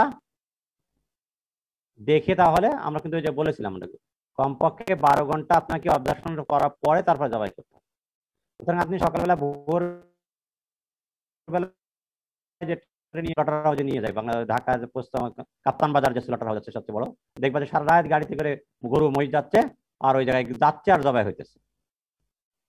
তাহলে this is not good practice. আমরা দুইটার মধ্যে পার্থক্য বলতে যাচ্ছি। তাহলে গুড হাইজেনিক প্র্যাকটিস বলতেছে। তাহলে গুড হাইজেনিক প্র্যাকটিস হলে নিয়ে আসবার জবাই করবো তা নয়, যে জায়গায় জবাই করতে হবে সেই জায়গাটায় একটা ঘর থাকতে হবে, সেই ঘরে একজন নির্দিষ্ট যে ব্যক্তি এটার জন্য দক্ষ সেই জন্য সেরকম একটা জনবল থাকতে হবে এবং সে এটাকে ইন্সপেকশন করবে। সে তো বলবে, মালিক তো বলবে আমার গরু কিচ্ছু হয় না, আমি তো জবাই করে দিচ্ছি। এবং প্রতিটা স্লটার হাউসে বাংলাদেশেও কিন্তু নিয়োগপ্রাপ্ত মানে লোক সরাসরি মানে বেতনভুক্ত এনিম্যাল হাজবেন্ডারি ডিবিএম এর লোক কিন্তু আছে, ডিবিএম এর লোক কিন্তু আছে। আমরা তাদের কাজের বা আমাদের নলেজের ঘাটতি আছে বলেই কিন্তু আমরা করি। আসলে আমরা যে জবাই করে তার কাছে সিলটা দিয়ে দিছি, টাকা পাই আর আমরা জবাই করে দিচ্ছি। আমি কিন্তু আবারও বলছি, আমরা কিন্তু good hygienic practice, not practise, good hygienic practice পড়াচ্ছি। তাহলে এটা হচ্ছে বেস্ট বেটার পদ্ধতি। তাহলে এটা কি করতে হবে এবার বলো। মার্কেট থেকে এনে 12 ঘন্টা অবজারভেশনে রাখতে হবে।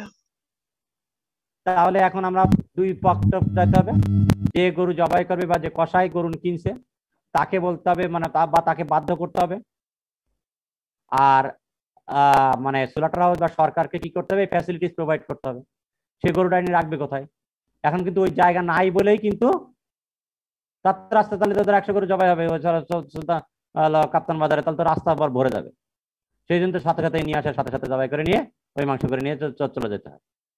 ঠিক আছে না, ব্যাপারটা আছে না? তাহলে আমাদেরকে দুই পক্ষের কিন্তু একটা জিনিস, তাহলে আমাদেরকে ওই জায়গায় ফ্যাসিলিটিস প্রোভাইড করতে হবে, গরু রাখতে হবে।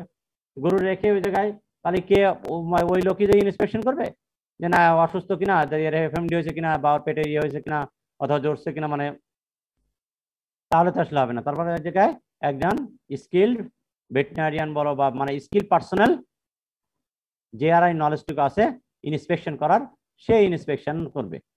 মানে এটাকে আমরা বলি অ্যান্টি মর্টেম ইন্সপেকশন, অর্থাৎ জবাই করার আগের পূর্বে যে ইন্সপেকশন গুলো আছে। তোমাদেরকে লিখবে অ্যান্টি মর্টেম ইন্সপেকশন আসলে কি কি করতে হয়, এবং পোস্ট মর্টেম ইন্সপেকশন আর অ্যান্টি মর্টেম ইন্সপেকশন আছে। অ্যান্টি মর্টেম ইন্সপেকশনটা একটু দেখবা। তাহলে আমাদেরকে 12 ঘন্টা অবশ্যই রাখার জায়গার মতো রাখতে হবে, জায়গা করতে হবে। সেই জায়গায় কি করবে এবার, সে ওই জায়গায় যেহেতু রাখবে, তো অ্যানিমালটা আনার পরে আমরা কিন্তু কুরবানির সময় আসলে কি করি দেখেন, কিন্তু আমরা কিন্তু যে সকালবেলা কিন্তু জবাই গোসল করাই, আর এই গরুটা অথবা এটা মনে রেখে কিন্তু কিন্তু আসলে কিন্তু এইটাই হচ্ছে হাইজেনিক। কারণ তার যে এক্সট্রা হেয়ার বা ওগুলো থাকবে, সেই হেয়ার গুলো কিন্তু পড়ে যাবে যখন গোসল করবো বাই করবো। তখন হলে কি মিটে যে ওই হেয়ার গুলো কিন্তু তার হেয়ার কমে থাকবে। তুমি যদি চুল বেঁধে যদি রান্না করে যাও বা এ করে যাও, তাহলে কিন্তু ওই খাবারে চুল পাওয়ার কোনো সম্ভাবনাই নাই। আর যদি তুমি চুল ছেড়ে দিও অথবা কয়েকদিন আগে শ্যাম্পু করেছো, মানে লুজ হেয়ার কিছু বেশি থেকে গেছে, সেটা দিয়ে যাও, তাহলে অবশ্যই যে খাবার খাবে সে কিন্তু ওই চুলই বাসা লাগবে তার। ব্যাপারটা হচ্ছে ওই রকম, তুমি যত ইয়ে করো না কেন ওই জায়গায় ইয়ে থাকবে। সেই জন্য কিন্তু অবশ্যই আমরা, এবং তাহলে ওইভাবে সেখানে পানির ব্যবস্থা থাকতে হবে বা থাকতে হবে, অর্থাৎ আমাদেরকে তাকে গোসল করাতে হবে, তাকে রোগমুক্ত কিনা সেটাকে টেস্ট করতে হবে, তারপরে জবাই করতে হবে। ঠিক আছে না? ওইটুকু আসলে আমরা করেছি মানে জানার জন্য। এবং ওই জবাই করার পূর্বে তাহলে ছুরি থাকতে হবে। জবাই করার পূর্বে ওই যে আমরা একটা বলেছিলাম, তাকে পর্যাপ্ত লোক থাকতে হবে, দক্ষ, মানে রেস্টেনিং যে সিস্টেমটা আছে সাইন্টিফিক, সে সিস্টেম বা কাস্টিং এর সিস্টেম ফলো করতে হবে। করে তারপরে একটা ধারালো ছুরি দিয়ে মানে যে জবাই করবে সেই জায়গায়, মানে একজন, মানে যদি হালাল মেথডে করি তাহলে মুসলিম একজন ইমাম সাহেব যেন ব্যাপারে সে করবে।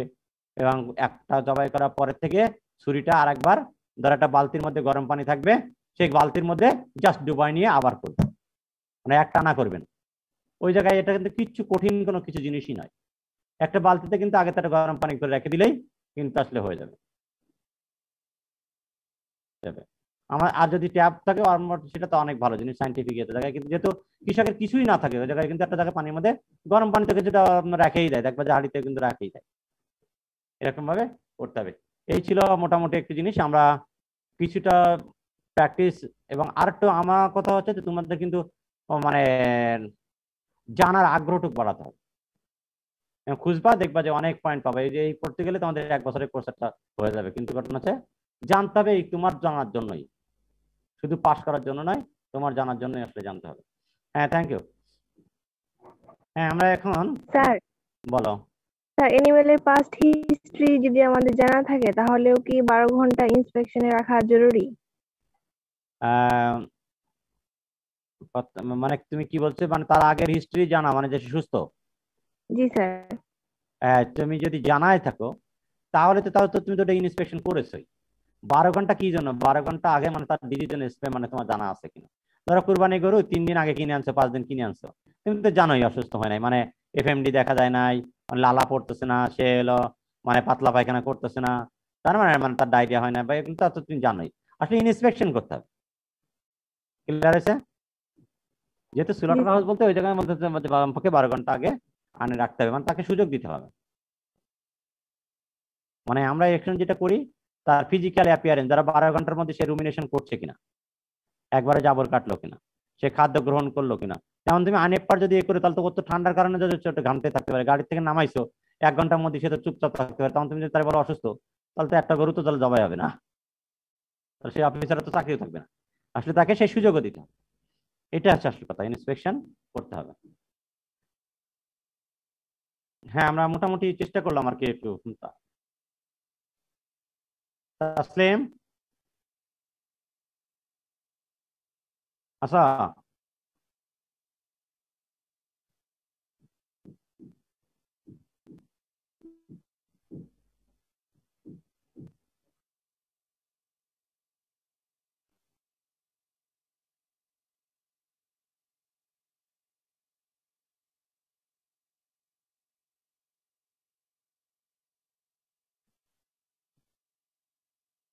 হ্যাঁ আমরা আইবি আছো? জি স্যার। হ্যাঁ তুমি তোমারটা শুরু করো দেখি। জি sir.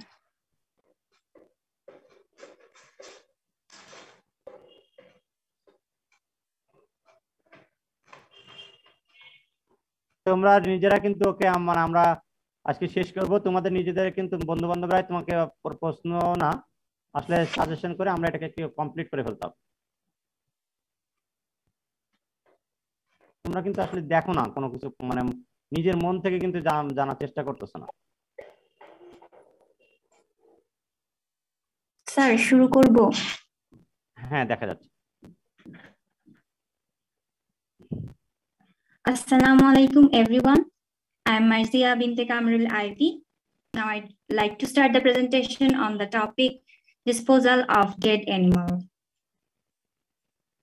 To keep a very clear idea about the topic, firstly, we need to know what does animal disposal mean? Well, it's the method of discarding or removing dead animal carcass by different methods, sometimes by processing or recycling, that is composting, to keep environment hygienically safe. So we have made contents with those topics, that is objectives, different methods, and their discussions, and finally, usual practices in Bangladesh. Let me move on to the next topic. Then why we need to dispose dead animals and what are their objectives?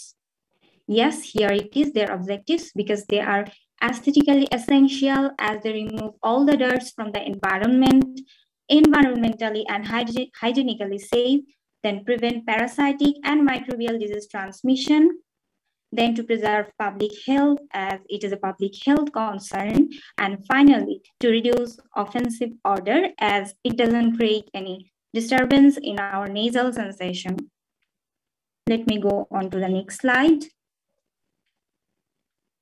Different methods of disposal of dead animals, and it's primarily divided into 5 groups, that is burial method, constructed disposal pit, composting, incineration, and finally rendering. Again, rendering is divided into 3 categories. Those are daily pickup, freeze, and pickup, and then landfilling. All the above mentioned methods are applicable to different small and large animals. Here we go for the next topic. Some other methods of disposal of dead animals, and those are cremation, surface burning, and flame gun method. What is cremation? Yes, it's an open burning of dead animals by means of fire, and it's not environmentally sound as it creates smokes in the air. Then comes surface burning. To some little extent, it's similar to peat method, which we will discuss later. Here carcass is placed over trench and coal and paraffins are added and finally lighten the fire. And after that, flame gun method. What is it? It's nothing but the powerful flame is directed towards the carcass placed on the ground or earth. And this method is rarely used. Okay, now let me change the slide. And question arises, what are commonly used methods and how to perform this? So now let me clarify them. First of all, burial method. This is the most common method in farm approaches. This includes digging a trench, then inserting animals, and finally we'll have to cover them with soil.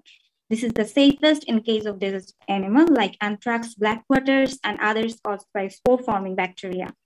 And then the precautions we should follow. That is, burial site should not be exposed on flooded site. Then sandy or gravelly soil is not preferred. Then awareness from the vectors and feral animals. And finally, area should be grazed to prevent erosion. Okay, now here comes constructed disposal peat. Before knowing it, we should have a clear concept about peat method. What is it? It's the burning of dead animals in a depression or trench, and constructed disposal peat is used here for burning. Here we have a pictorial sketch of a constructed pit, and we can see it has a concrete basement with an opening and a middle chamber. It's commonly used in poultry. Dead birds are inserted through the opening. And finally, the precautions we need to take against is it may be odorous and there may have a chance for potential groundwater contamination. And that's all about my part. And I'd like to introduce my next speaker, Noreen Mahbooba. Could you please continue the next session? Thanks to all. Hello and good morning, everyone. Today we are presenting the topic of disposal of dead animal. And from this part of the presentation, I would like to continue. My first slide is all about composting. Composting is one of the crucial method of them. It implemented on farm at minimum cost. It has a core basis that it is an aerobic biodegradation process. There are different kinds of requirements of composting like temperature, moisture percentage, CN ratio. Temperature differ from 90 to 140 degree Fahrenheit and moisture percentage like 50 to 60% at weight basis and CN ratio 20:1 to 25:1. We can use some other materials like sawdust, hay, straw, crop residue if we need it. There are mainly two types of composting like indoor and outdoor. Indoor process we can introduce in poultry industry and outdoor process like piles and windrows we can make for the large animals. Before going to the procedure, we need to follow some precautions like we need to make a record on composting information for species, date, weight and amount. And when we make a date record, then we can turn the kilo side for maintenance the temperature, and please do not freeze the carcass before placing. And when I start the procedure, I need to go to the next slide. Before there are two types of composting. One is for livestock and another one is for poultry. In case of livestock, we need to make a single baseline with pack materials and the height is near 18 to 24 inches and the middle part is livestock carcass that is also 18 to 24 inches and the topping is around 18 to 25 inches with pack materials. And the total height of the pile is around 6 to 8 feet and the width of the composting pile is 12 to 16 feet. And we should regulate the temperature which is around 135 to 160 degree Fahrenheit. And in case of poultry composting, we need to make a baseline which is like litter material and the height of the baseline is 8 to 12 inches and middle part is carcass, poultry carcass, and it has the height 8 to 10 inches and other one is substrate layer 4 to 6 inches. We should repeat it for 3 times and the cap layer should around 24 inches. Here we also need to regulate the temperature and after the processing, we gain the final for our soil. I want to go to the next slide. This is all about incineration. Incineration is thermal destruction of carcass by using auxiliary fuels such as propane, diesel, or natural gas. And we need to regulate the temperature, which is quietly higher, like 800 degrees Fahrenheit. And there is a picture. This is an incinerator. This incinerator have 3 parts. The lower part is ash pit, the middle one is furnace or fuel, and the upper one is carcass chamber. Incineration in context of Bangladesh is not usually practiced due to its high equipment cost and lack of knowledge of personnel. Now I want to go to my next slide. This is all about rendering. Rendering is the process of converting animal carcass feed protein. In case of temperature, we need to regulate it 130 to 265 degrees Fahrenheit. Before going to processing, I want to make sure that we need to make 2 pickup vans for picking the dead animals on a daily basis and delivering them into rendering plant for processing. We can regulate their 2 boxes. One is green box or normal, and after that we need to go to the main processing, like removing of undesirable parts, cutting, mixing, preheating, separation of fat and protein. And after gaining the final concentrated protein, we need to refine it from gases, odors, and wastewater. And whenever we get the waste material, then we should bury them on the landfill. And this type of landfilling is also we need to practice on our field. Now in the conclusion slide, I just want to make sure that this kind of practicing method in the farm and industry level is good for not only environment and public health, but also it meet up the need of animal welfare also. Now I want to thank to my professor, Dr. A.K.M. Ahsan Kabir sir, to bring this kind of scope, and thank to my classmate for being a part of the presentation, and thank to my presentation partner Ivy for the coordination. Thank you and good luck. Thank you, Thomas, for your nice presentation, and thanks again for Ivy and Noreen. Now the floor is open, but first I would like to ask about, do you have Khaled? 17/64. Khaled? 17/64 also?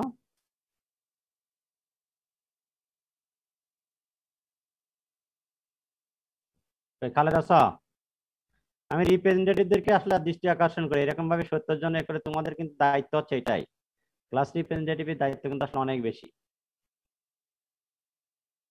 মানে আমাদের দেশের মতো মানে না 70 participant, এবং আমার মনে হয় তারপরেও ইয়ে করে চলে গেছে, দেখে চলে গেছে। হ্যাঁ, কে বলতে পারবা যে বলো তো দেখি একটা, আমরা মুরগি বা ডেড বার্ড যেগুলো আছে সেই বার্ড গুলোকে কিভাবে আমরা কম্পোস্টিং করব? ডেড বার্ড কম্পোস্টিং করতে গেলে কি কি করতে হবে? বাংলায় বলো, অসুবিধা নেই। স্যার এটা মূলত লেয়ারিং ভাবে করতে হয়, মানে প্রথমে ডেড বার্ড, তারপরে হচ্ছে কিছু কম্পোস্টিং ম্যাটেরিয়াল, তারপরে আবার ডেড বার্ড, এইভাবে কয়েকটা লেয়ার করে সেটাকে করা হয়। এটা হলো সায়েন্টিফিক অ্যানসার। হ্যাঁ, মানে লেয়ারিং তো অবশ্যই সিস্টেম আছে, কিন্তু আরেকটু মানে প্রথমে কি দিবা? প্রথমে কি আসলে ডেড বার্ড দিয়ে দিব? না স্যার, প্রথমে স্ট্র বা ড্রাই লিভ এগুলো দিতে হবে। তারপরে কয় ইঞ্চি দিব? স্যার পরিমাপটা স্যার সঠিক মনে নাই। না সঠিক মনে নাই না, তার মানে তোমাকে তো, তুমি তো একজন মানুষকে তোমার বাসার পাশে বাসা মরা মুরগি ফেলে দিচ্ছে আছে না, 8-10 ইঞ্চি। এটা আনৈতিক, মানে এর কথা বলা যাবে না, আসলে জানতে হবে, তাই না? আমাদের কিন্তু এটাই হলো প্র্যাকটিস। আমাদের বাড়ির পাশে অনেকের বাসার পাশে দেখবে যে একটা ব্রয়লার ফার্ম আছে না? জি স্যার। দুটো মুরগি মারা গেছে, গন্ধ হচ্ছে, তখন কিন্তু তোমার একটা ফেলতেছো, তুমি বলতেছো যে কেন মারা মুরগি ফেলছে। তোমার কি দায়িত্ব আছে না যে তাহলে তুমিও মারা মুরগিটা কি করবে সেটা কি তারা বলে দিছো, তাই না? মারা মুরগিটা যদি তুমি পুঁতে দিতে বলো, তাও তো বলতে বলো নাই তুমি তাকে যে না ভাই পুঁতে দিতে হয়, এরকম ভাবে পুঁততে হয়, এবং তোমার এই জায়গার মধ্যেই পুঁতে দেয়, তাহলে কোনো সমস্যা নাই। এবং এইভাবে যদি পুঁতে দাও তাহলে তাড়াতাড়ি পচবে, এ করবে, তাই না? ব্যাপারটা না নরেন? হ্যাঁ, তুমি একটু বলে দাও আসলে, বাংলায় বলে দাও আসলে কি করবে। আমাদের কি প্র্যাকটিস কিন্তু প্র্যাকটিক্যাল আছে এই যুগটাই, আমরা কিন্তু এই জায়গায় মানে ধরো তার বাসায় মানে তার খামারে মুরগি মারা গেছে, বাট কিন্তু ধরো 50টা 100টা অনেক সময় অনেক মারা যায়, বা 2টা বাট মারা গেছে, সেটাকে কম্পোস্ট করবে কিভাবে করবে? স্যার প্রথমে আমাদের একটা পাইল অর ট্রেঞ্চ একটা মেক করতে হবে, সেখানে বেস লেয়ার হিসেবে আমাদের লিটার ম্যাটেরিয়াল গুলা মুরগির যেগুলা ছিল ওইগুলাকে আমরা সেট করব, সেটার না। হাইট থাকবে 8 to 12 ইঞ্চ। স্যার তারপর এর উপরে আমরা মানে কার্কাস প্রথমে গুলা আমি বলি ফেলবো, ডেড বার্ড। দাঁড়াতে বলি, আসলে আমরা প্রথমে তাহলে যে কোনো একটা ফার্মে তাদেরকে আমরা বলবো যে আপনি একটা পিট তৈরি করবেন, তাই না? জি স্যার। অথবা মাটিতে গর্ত করে, মাটিতে করবে মানে বিন সিস্টেমে করবা না পিট সিস্টেমে করবা? উপরে মানে যদি এখন যেহেতু ডেড বার্ড আমরা আসলে আমাদের দেশে, এবং মানে ওইটাকে যদি সে যদি ছোটখাটো 2-1টা ছোট খামার হয়, সে কিন্তু এটাকে কম্পোস্ট করবে না। তার জন্য এই সাজেশন দিলে কিন্তু কাজ হবে না, নিবে? তার জন্য আমাকে না স্যার, তারা তো বলতেই চাইবে না এরকম কিছু যে না, হয়েছে, তারা নিজেরা নিজেরাই তার তো ব্যবস্থা করে কম্পোস্টের ফেলবে। দরকার না, সে তো কম্পোস্টের ওই চিন্তা করে না, মানে সে তো সবাই থাকে আমরা চিন্তা করি আমরা লাভ পাবো কোন জায়গা থেকে। জি স্যার। তার তো মানে ওই চিন্তা না, যদি মনে করে যে সে কম্পোস্টে বিক্রি করতে পারে অথবা তার উপর একটা সবজি ক্ষেত আছে সে হয়তো বানাবে, বা বেশি মুরগি আছে, তার মুরগি ধরো মাসে মরতেছে 2টা 3টা, তাহলে সে কম্পোস্ট করবে কেমনে? তাই না ব্যাপারটা আছে না? তা যদি এখন বড় যখন বেশি হয়ে যায় তখন সে অবশ্যই কম্পোস্ট করতে হবে। তাহলে এখন ওদের বেলায় আমাদেরকে বারিয়াল মেথডে মানে পুঁতে দিবে কিভাবে এবং ওইভাবে কিভাবে করবে সেটা আমরা একটা সাজেশন দিতে পারি। তুমি আসলে বলতেছো আমরা মাটির নিচে একটা গর্ত করবো, তার গর্তটা কত ফুট হবে প্রথমে আমাকে জানতে হবে। প্রস্থ অনেকেই থাকতে পারে, মানে প্রস্থ হচ্ছে যত বড় মুরগি যতগুলো হবে ততগুলো আমরা দিব, কিন্তু ওটা হচ্ছে একটা নির্দিষ্ট একটা ডেপথ কিন্তু নির্দিষ্ট থাকতে হবে। অ্যানসার ক্লিয়ার কিনা, মানে কোশ্চেনটা ক্লিয়ার কিনা? আমার মেলা ইয়ে হয়ে গেছে তাহলে তখন আরো মেলা বড় করব, কিন্তু ডেপথ তো একটা ফিক্স থাকবে, সেই ডেপথটা কতটুকু হতে হবে? স্যার ওইখানে আমরা যদি 18 ফুটের মতো করি বা 15 থেকে 18 ফুট, তাহলে স্যার ওইটা টোটাল মানে আমাদেরটা নিড যেগুলা কভার আপ করবে। হ্যাঁ 15 থেকে 18 ফুট ডেপথ হবে কিনা? জি স্যার। 15 থেকে স্যার 3টা লেয়ারে 15 থেকে 18 ফুট ডেপথ বুঝো কত বড়, কত কত বোকা। 15 থেকে 18 ফুট ডেপথ হলো 15 ফুট খোলা কি হলো, মানে মানুষ ইয়ে দিয়ে সম্ভব? হ্যাঁ তাহলে আমরা একটা হিসাব করে দিই, ওই জন্য আমরা ওরকম প্রশ্ন করলে তো মানে আমরা নেবে কে? প্রশ্ন হচ্ছে তাহলে আমরা 8 ইঞ্চি বা 10 ইঞ্চি মানে 8 থেকে 12 ইঞ্চি প্রথমে একটা লেয়ার দিচ্ছি, তাই না? জি স্যার। তাহলে 8 থেকে 12 ইঞ্চি মানে ধরে নাও 1 ফুট। 1 ফুট জি স্যার। 1 ফুট নিচে আমরা কি দেবো? স্যার লিটার ম্যাটেরিয়াল দেব।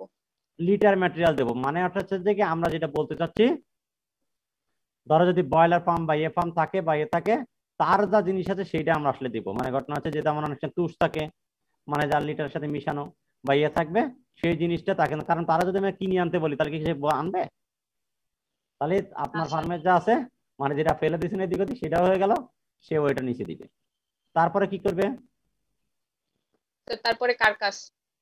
হ্যাঁ তারপরে কার্কাস দিবে। তাহলে ধরো কার্কাসে কয় লেয়ার দিবে?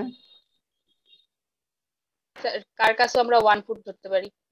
1 লেয়ার দিলে, তো 1 লেয়ার যদি দেই তাহলে আমরা মুরগি যদি মনে করো তো 6 ইঞ্চি হবে, মানে মারা যাওয়ার পরে একটা জায়গা দিয়ে, তাই না? 6 ইঞ্চি হলো, তাহলে 1 ফুট আর 6 ইঞ্চি মানে 1.5 ফুট হলো। তারপরে কি দেবে?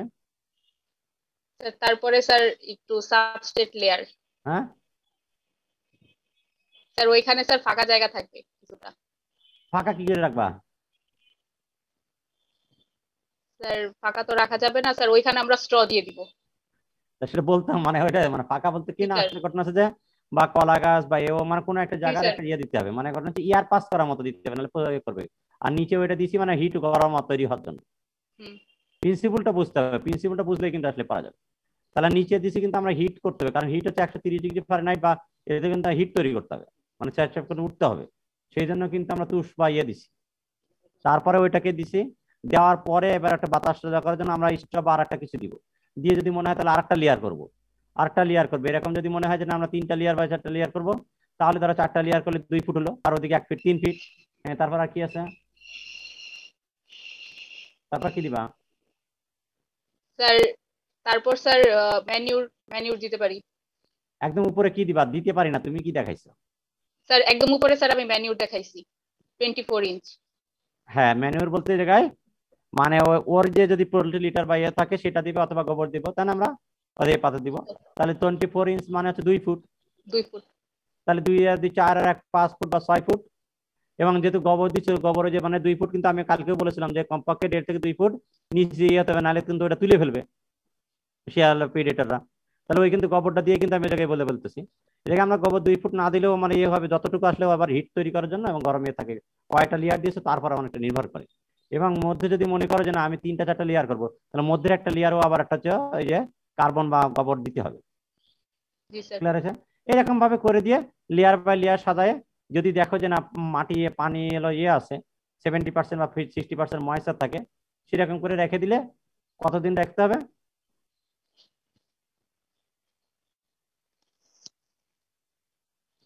কতদিন রাখতে হবে আইবি বলতে পারবা? স্যার স্মল এনিমেলের ক্ষেত্রে 15 থেকে 1 মাস। আমি পোল্ট্রি ফার্মে আমাদের যেটা প্র্যাকটিস আমরা সেটাই আসলে, মানে আমাদেরকে আমরা বলছি না আমরা তোমার কোর্সও কষ্ট করে, কিন্তু একটা জিনিসের জন্য জানি সেটা যেন আমরা করতে পারি এবং সুন্দর করে দিতে পারি।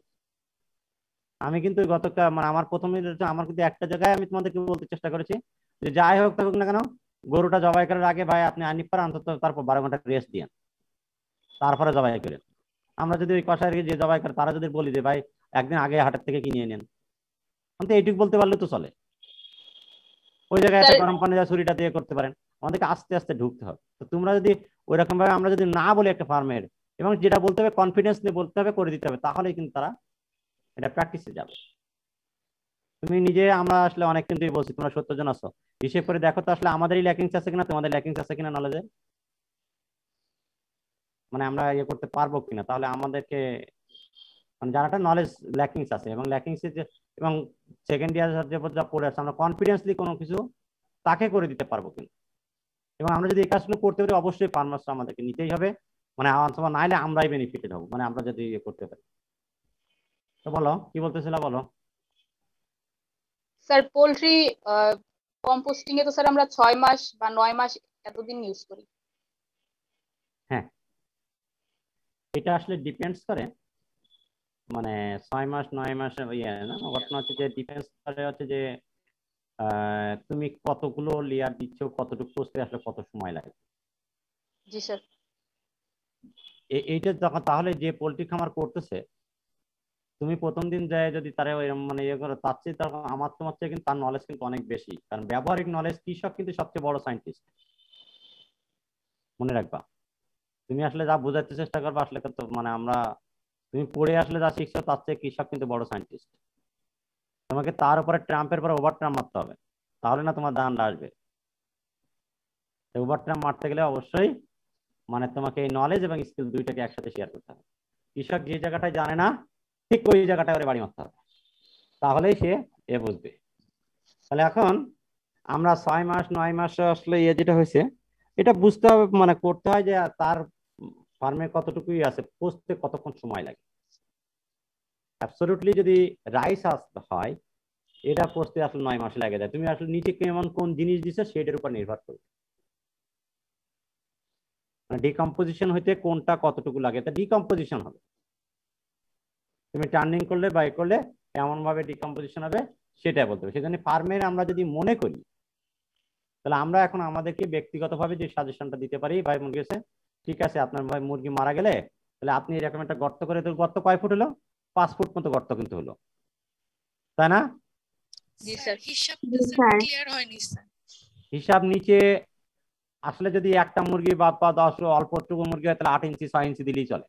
আসলে লেয়ার কমপক্ষে 6 ইঞ্চির নিচে কোনো লেয়ার হবে না, এই একটা তো প্রথম। তাহলে একটা লেয়ার আমরা এখানে ধরো যদি আমাদের যেহেতু ছোট ছোট কোনো হয়, আমাদের দেশে খামার কিন্তু পোল্ট্রি খামারে বড় যারা আছে তারা কিন্তু আলাদাভাবে ম্যানেজ করে, যারা মেকানিক্যাল। কিন্তু যদি যার 1000 বার্ড আছে 2000 বার্ড আছে তার কিন্তু দেখা যায় যে একটা প্লটে বড় যে 10টা বা 20টা মারা যায়, সেইটাই কিন্তু আসলে ফেলে দেয়। তারপরে কি করে ওই যে লিটারটা বাইরে ফেলে, তাই না? সে তো এইগুলোই বাইরে ফেলে, মানে এটাই কিন্তু গন্ধ বের হয়। তা আমরা যদি ওইটাকেই প্রসেস করতে চাচ্ছি কিন্তু ওর যা আছে সাথে কিন্তু লিটার হলো, তাহলে আমরা 6 ইঞ্চি প্রথমে একটা লেয়ার দিব, কমপক্ষে 6 ইঞ্চি। ও জায়গা হচ্ছে 8 থেকে 12 ইঞ্চি, মানে যদি মেলা যদি হয় তাহলে দিতে হয় ওরকম ভাবে। ধরে নাও আমরা হলো 8 ইঞ্চি নিলাম, 8 ইঞ্চি নেওয়ার পরে আমরা একটা মুরগি বা একটা মানে ডেড বার্ডের একটা লেয়ার দিলাম, তার আরেকটা 6 ইঞ্চি হলো ডেড বার্ড, মানে ডেড বার্ড করলে 6 থেকে 7 ইঞ্চির বেশি হয়নি, তাহলে 8 আর 6 14 ইঞ্চি হলো। 14 ইঞ্চির পরে আমরা আরেকটা লেয়ার দিলাম 6 ইঞ্চি, সেটা হলো দিলাম মানে পোল্ট্রি লিটার দিয়ে দিলাম, মানে একদম নরম ইয়ে দিয়ে, কারণ তার ওর সাথে যাতে মিশে যায়, মানে ইয়ে থাকে, অথবা গোবর দিয়ে দিলাম। তাহলে 8 আর 6 6 ইঞ্চি 14 ইঞ্চি হলো। 14 ইঞ্চি হওয়ার পরে আমরা আরেকটা লেয়ার দিলাম 6 ইঞ্চি, মানে বাটের দিয়ে, তো 14 আর 6 20 ইঞ্চি হলো। 20 ইঞ্চি হওয়ার পরে এবার আমরা ওর উপরে যখন ইয়ে থাকবে আরেকটা লেয়ার বা মানে আমরা একটু খড় দিলাম বা ইয়ে দিলাম, এবং উপরে আরো যদি মনে হয় যে আরো 2-3টা লেয়ার হবে, তাহলে পরে 2 ফুট বা 1 ফুট মানে ওর গরম করার জন্য কমপক্ষে 1 ফুট সলিড যদি পোল্ট্রি লিটার দাও তাহলে হয়ে যায়। তাহলে এই জায়গায় 24 আর এই জায়গায় 1 ফুট মানে যা 12 36 3 ফুট, আর উপরে আর 1 ফুট 4 ফিট। 5 ফিটের বেশি গর্ত করা কোনোভাবেই লাগবে না, আসলে 4 ফিট গর্ত করলেই চলবে। তাহলে তুমি যখন ওরকম ভাবে তখন ইয়ে থাকবে, এবং ওইগুলো মিক্সিং ওর মধ্যে মধ্যে দিতে হবে। দিয়ে যদি পানি যদি ঠিক মতো থাকে, মানে ময়েশ্চার যদি 60% হয় ইয়ে থাকে, অথবা যদি মনে করো যে বেশি শুকনো পদার্থ হয়ে গেছে, তাহলে এটা পানি দিয়ে স্প্রে করে দিবা, পানি মানে জাস্ট 2 বালতি পানি ওর মধ্যে ঢেলে দিবে, আস্তে আস্তে গরম হবে। কোন ম্যাটেরিয়ালটা দেখে বুঝবো স্যার যেটা 60% হয়েছে কি হয়নি? মানে এখানে তো স্যার আমি ডেড বডি দিচ্ছি, ম্যানিউর দিচ্ছি, গোবর দিচ্ছি, লিটার দিচ্ছি, স্ট্র দিচ্ছি, তুমি যেটা হ্যাঁ তুমি এখন মুরগিতে কত পার্সেন্ট ময়েশ্চার থাকে? 60 to 70%। ধরো 60% ময়েশ্চার আছে, তাই না? তাহলে মুরগি আছে। হলো স্ট্রতে কত পার্সেন্ট ময়েশ্চার থাকে? 30 না 15% থাকে, মানে স্ট্র একটা হে 15 নিচে হতে হবে, 15 নিচে হতে হবে। তাহলে ওইটা আমরা বললে তাহলে আমরা যদি হে তাহলে এই জায়গায় 15 দিছি, এক জায়গায় 60 দিছি। গোবরে কত পার্সেন্ট থাকে বা পোল্ট্রি লিটারে কত পার্সেন্ট আছে, মানে তুমি যেটা দিবা এটা হিসাব করে তুমি এর বুঝতে পারবা যে কটা কয় লিটার দিছে, কত কেজি ময়েশ্চার আছে। করা যাবে না? জি স্যার। মানে আমি কি বুঝাতে চাইছি বুঝছো? জি স্যার। মানে ঘটনা আছে তুমি যে ইনগ্রেডিয়েন্ট গুলো ব্যবহার করেছো তার ময়েশ্চার কন্টেন্ট তোমাকে জানা থাকতে হবে। এইগুলো তো হলো মানে প্র্যাকটিক্যাল নলেজ। এই জায়গাটা আমরা মুখস্থ কিন্তু আসলে আমরা সারা জীবন মুখস্থ করতেছি আসলে এটা না। যেমন আমরা যাই বলি না কেন, শুকনো যে কোনো জিনিস থাকে 15% নিচে ময়েশ্চার থাকে। সুতরাং এই জায়গায় যে হে হোক, যে স্ট্র হোক, যা হোক সবই হচ্ছে 15% নিচে, মানে 15% অ্যারাউন্ড থাকে। কিন্তু আমাদের যদি ভিজা স্ট্র হয় তাহলে মনে করবো আরেকটা বেশি আছে, 20-30 আছে। যদি সবুজ ঘাস হয় তাহলে 60% মানে আছে। অ্যানিমাল বডি হলে আমরা নর্মালি জানি 3 ভাগে 2 ভাগ পানি, 1 ভাগ এ থাকবে, 60% থাকে। যদি একদম ডেড বাচ্চা মারা যায় তাহলে 70% আছে। গোবরের একটা ইয়ে থাকবে, মানে এই যে জিনিসগুলো দিবা এটা জেনে বুঝে ওই জায়গায় তোমার এতে বুঝতে হবে যে আসলে কেমন আছে। পরবর্তীতে আমরা যদি একটা যখন যত ইয়ে করতেছে থার্মোমিটার দিয়ে যদি দেখো যে কম্পোস্টিং একটা কার্ভ পড়াইছে না মুখলেস স্যার, পড়াইছেন? জি স্যার পড়েছি। মানে 3টা ধাপ থাকে, ওই ধাপের মধ্যে তাহলে 45 উঠলো, পরে যে আবার যখন টেম্পারেচার ফিক্সড হয়ে যাবে তখন মনে করবা যে হয়ে গেছে, উল্টা করে দিয়ে নিয়ে যেতে হবে। That is the system. আমি আসলে আরো আবার করে প্রশ্ন করে বলি, বাস্তবে যেটা কাজে লাগাবো সেই রকম জিনিসটা মাথার মধ্যে আনতে হবে। আমি কিন্তু এই জন্য কিন্তু একদম কমার্শিয়াল, আমি কিন্তু বললাম না যে নারী সে কি করে মানে প্রাগন ইয়ে কি আছে না, মানে বড় বড় কাজেতে কি করে, আসলে তারা যেগুলো করে তাদের কিন্তু অটোমেটিক ইনসিনারেটরই আছে।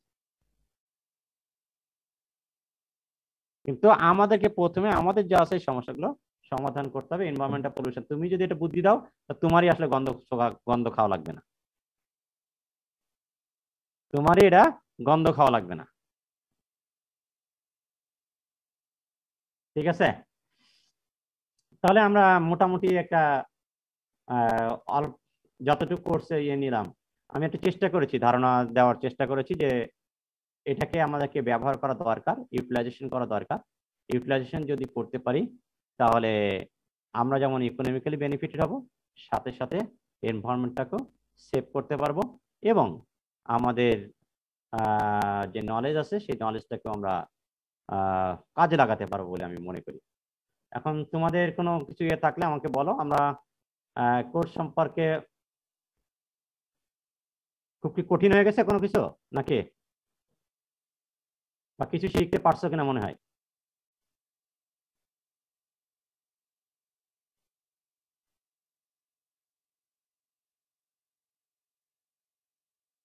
বা আর কিছু জানার ইয়ে আছে কিনা আমাদেরকে তোমার ইয়ে বলো, যে কেউ একজন শেয়ার করো। আমরা আর কোনো কিছু মানে এই কোর্সটার জন্য কোনো কিছু করতে পারি কিনা, তারপর আমরা এটা শেষ করবো। আজকে আমরা ক্লাস মানে ফর্মালি শেষ করবো।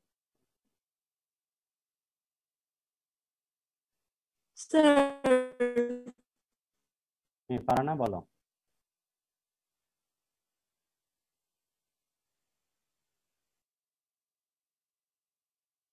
আমরা শুনতে পাচ্ছি না, পারে না।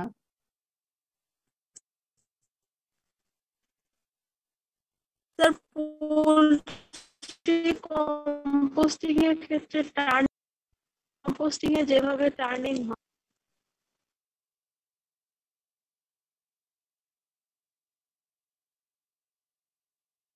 আমি আসলে ক্লিয়ার মানে শুনতে পাইনি ওকে, তোমরা কি শুনতে পাইছো? না স্যার। তার কার কোনো কিছু আছে কিনা বলো, ও চেষ্টা করুক, দেখি ওর লাইনটা তো দুর্বল।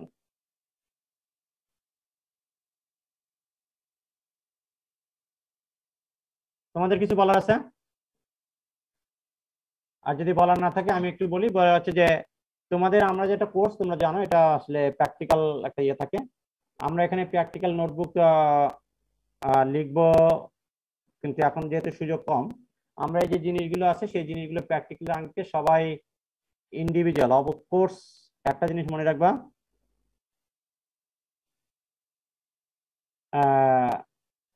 কোনোভাবেই যেন কারোর সাথে বন্ধুদের সাথে শেয়ারিং করা যাবে না। তুমি নিজে যেভাবে পারো সেইভাবে করতে হবে, এবং যদি কিনা একটু শেয়ারিং করো আমার কথা কিন্তু আমি কিন্তু নোটবুকও 0 দিব, এবং আসলে আমি এই কোর্সে নিশ্চিত জানবা যে সেটা রিপিট হয়েছে।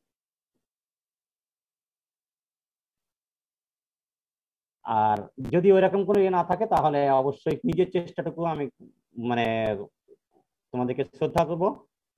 চেষ্টার ত্রুটি থাকলে চলবে না, এবং আমরা যে কোনোভাবেই হোক যেন কোনোভাবেই যেন কাজে লাগাতে পারি, এবং তোমাদের নলেজগুলোকে ছোট ছোট করে হলেও কাজে লাগানোর চেষ্টা করবা। চিন্তা করবা যেন আমি আসলে কিভাবে সমাজে অবদান রাখতে পারি। আমার এই কোর্সটা পড়েছিলাম, এই কোর্সটির বিনিময়ে আমি আমার সমাজে কিভাবে অবদান রাখতে পারি। স্যার আমাদের খাতায় কি কি লিখতে হবে, হেডলাইন গুলো যদি স্যার একটু বলে দিতেন। হেডলাইন তো গত ক্লাসে তো বললাম যে ক্লাসটা হয়েছে যে যার মতো করে হেডলাইন তৈরি করতে পারে, নো প্রবলেম আমার কাছে। না স্যার মানে খাতায় কি মানে কয়টা প্র্যাকটিক্যাল লিখবো, যেমন স্লটারিং আলাদা, তারপরে স্যার ফ্লেইং আলাদা, কিউরিং বা প্রিজার্ভেশন আলাদা, এইভাবে করে পুরো কোর্সটাকে তুমি নিজে নিজে ডিজাইন করবে। আমরা যা পড়েছি ঠিক আছে, এই জায়গা থেকে সিস্টেম অনুযায়ী তুমি সাজাই, তোমার যে কথা হয় সেই কথাই লিখবে। এটাই তো আসলে আমি মানে ইয়ে করছি, ঠিক আছে। করে আমাকে আজকে 31শে জুলাই 31শে আগস্টের মধ্যে যদি আল্লাহ করে মানে ইউনিভার্সিটি খোলে তাহলে হাতে করে নিয়ে আসবা, না খুললে হলো কুরিয়ার করে পাঠিয়ে দিতে হবে। নোটবুক নয়, মানে যে কোনো একটা আমরা ওই যে অ্যাসাইনমেন্টের মতো করে লিখে দিলে আমরা পরবর্তীতে এটাকে আমরা জমা দিব ফাইনালে, কোনো সমস্যা নেই। স্যার অ্যাসাইনমেন্টটা কয় পেজের মধ্যে হবে, এটার কোনো লিমিটেশন আছে? তোমারই স্বাধীনতা তো পুরোটা। আমি কিন্তু আবারও চেয়েছি, আমার উদ্দেশ্য কিন্তু না, আমার উদ্দেশ্য হচ্ছে তোমাকে তৈরি করে দেওয়া। তুমি নিজে কিভাবে তৈরি হয়েছে সেটা দিয়ে আমাকে আমরা আমার দায়িত্ব তখন আমি ইভালুয়েট করবো, মূল্যায়ন করবো। খাতা কিন্তু হচ্ছে মূল্যায়নের জন্য। আমি তোমাকে বেঁধে দিতে চাই না, বাইন্ডিং করতে চাই না, তাহলে আমি তোমার প্রতিভাটাকে বের করে আনতে চাই। আমার দায়িত্ব মূল্যায়ন করা, যার প্রতিভা যত বেশি থাকবে আসলে এবং চেষ্টা করবো, এবং আমার কাছে জেনে রাখবো আমি কোনোদিন মানে আমি সবগুলো খাতারই দেখার চেষ্টা করবো ইনশাআল্লাহ। স্যার লকডাউনের আগে স্যার আমরা তো কিছু প্র্যাকটিক্যাল লিখছিলাম, আর ওইগুলো সাইন আপ করা হয়েছিল, ওইগুলো কি হবে? হ্যাঁ যদি ওটা থাকে তাহলে তুমি এর মধ্যে, যেহেতু লকডাউনের আগে ওই খাতা দিয়ে নাই, এই জায়গায় হলে এবার লিখবা যেটাই থাকুক না কেন। আমরা কিন্তু পুরো ওই দেখো যা করেছে তার মধ্যে এই জিনিসটাও আছে না? জি স্যার। হ্যাঁ ওই জিনিসগুলো এখন সুন্দর করে একটা, যেহেতু আবার খাতা কখন কি করবা আমরা যদি এটা মানে আমি কিন্তু আমার কোর্সের অংশটুকু বলছি। তোমার মুক্তা ম্যাডাম মানে উলের পরে কিছু একটা পড়াইছিল তাই না, 2-4টা? জি স্যার উল পড়াইছিল। হ্যাঁ জাস্ট প্র্যাকটিক্যালের আঙ্গিকে যেটুকু দরকার বুলেট পয়েন্ট আকারে যেটা ছবি দিয়ে সুন্দর করে তৈরি করা যায়, কে কত সুন্দর করে তৈরি করতে পারো। এখন সময় আছে 1 মাস সময় দিলাম, আগস্ট মাসের মানে আগস্ট মাস শেষ, যদি মানে পরিস্থিতি ভালো হয়, যদি 31শে আগস্ট পর্যন্ত কিন্তু বিশ্ববিদ্যালয় বন্ধ হবে আমি যতটুকু যেহেতু স্কুল কলেজ বন্ধ দিচ্ছে নোটিশ আসবে। যাই হোক আমরা চেষ্টা করে দেখি ইনশাল্লাহ। হ্যাঁ, তোমরা ইয়ে করে দিবা, আমরা খাতা মূল্যায়ন করে দিব। স্যার আপনি বলেছিলেন স্যার বলো স্যার আপনি বলেছিলেন যে মানে ওই যে সফট কপির একটা বিষয়, আর যে পারবে না সে হচ্ছে খাতায় লিখে। তো স্যার সেই ক্ষেত্রে স্যার আপনাকে কি স্যার ওই সফট কপি যদি করা হয় সেটা কি স্যার প্রিন্ট করে পাঠাবো নাকি স্যার মেইলে? আমি যেটা বলতে চাচ্ছি সফট কপিটা, হ্যাঁ আমরা যদি মনে হয় মেলে একটা পাঠাই দিলে কোনো সমস্যা নেই, কিন্তু সবার মেলতে আমি 170 জন বলতে আমাদের যাতে প্রিন্ট করে দিয়ে তো মানে ইয়ে হবে না একসাথে প্রতিদিন, তাহলে তো মেলে কোনটা কার মেলে আমরা কিন্তু ইয়ে হবে না, ঠিক আছে না? তোমরা যেটা করতে হবে সেটা হচ্ছে যে মানে এটা তো একটা মানে খাতা মতো নোটশিটের মতো, তোমরা হার্ড কপি আমাকে জমা দিবা, সেই জন্য তো ইয়ে বলেছি। আর যদি ইয়ে থাকে আমি তখন বলবো যে না সফট কপি জমা দিবা, মানে সফট কপি তৈরি করে হার্ড কপি পরে একটা প্রিন্ট করে জমা দিবা খাতা, ঠিক আছে? জি স্যার। আর শুধু স্যার আপনাকে স্যার আপনি যে এই 3 দিন ক্লাস নিলেন এই মানে যে এই 5-7 দিন এই পার্টটা আপনাকে জমা দেব স্যার? হ্যাঁ আমার পার্টটা আমাকে জমা দিয়ে খাতা করে রেডি করে রেখে দেবো, আমি তোমাদের কাছে যদি ইয়ে হয় যখন ফাইনাল পরীক্ষা হবে তোমরা ওর মধ্যে ওটা পিছনে লাগাই দিবা। আচ্ছা আচ্ছা ঠিক আছে স্যার। মানে ওই নতুন নতুন ইয়ে না করে আমরা যখন ইয়ে করে দিলে, এখন যেটা সুযোগ আছে হয়তো বা তোমাকে 20 টাকা কুরিয়ার খরচ করা যাবে, কিন্তু আমাকে ইন্ডিভিজুয়াল করে নিলে আমার মানে সবাই কোনো না কোনো বাদ পড়ে যাবে, তখন কিন্তু সে সাফারার হবে, ঠিক আছে না? এবং যদি সুযোগ থাকে তোমরা যে ইয়ে থাকলে মানে গ্রুপ গ্রুপ করে যদি দিতে পারো সেটা সবচেয়ে ভালো হয়, যদি সুযোগ থাকে। আচ্ছা স্যার। আর না থাকলে এলো ইয়ে হলো, ঠিক আছে না? ঠিক আছে, উইশ ইউ গুড লাক, সবাই ভালো থাকো। আমরা চেষ্টা করেছি আমরা যতটুকু ইয়ে করার জন্য, এবং এই করোনাকালীন সময়ের মধ্যে তোমাদেরকে মানে উজ্জীবিত রেখে যতটুকু পারা যায়। তবে অ্যাটেন্ডেন্স কিন্তু আমাকে খুব হতাশ করেছে, এবং তোমাদের রেসপন্সটা আরেকটু হলে ভালো হতো। অনেকে খুব ভালো রেসপন্স করছে, কিন্তু একটা গ্রুপ মানে আমি চাই সবাই একটু রেসপন্স হতে হবে। এখানে তো লজ্জার কিছু নেই এবং এর কিছু নেই, আসলে তোমাদের মানে মনের থেকে দুর্বল হয়ে গেছে তোমরা, সেই জন্য কিন্তু রেসপন্সটা করো না। এখানে লজ্জা বা কোনো কিছু কিন্তু আমরা এ করেছি বলে ঠিক জানি না। তবে আবারও যারা আমাদেরকে পার্টিসিপেট করেছে, আমার ক্লাসে সহযোগিতা করেছে, সবাইকে আন্তরিকভাবে ধন্যবাদ জানিয়ে তোমাদের জন্য দোয়া রইল এবং আমার জন্য দোয়া করবে। আল্লাহ হাফেজ। আসসালামু আলাইকুম। ওয়ালাইকুম আসসালাম। শেষ করে দিলাম। হ্যাঁ।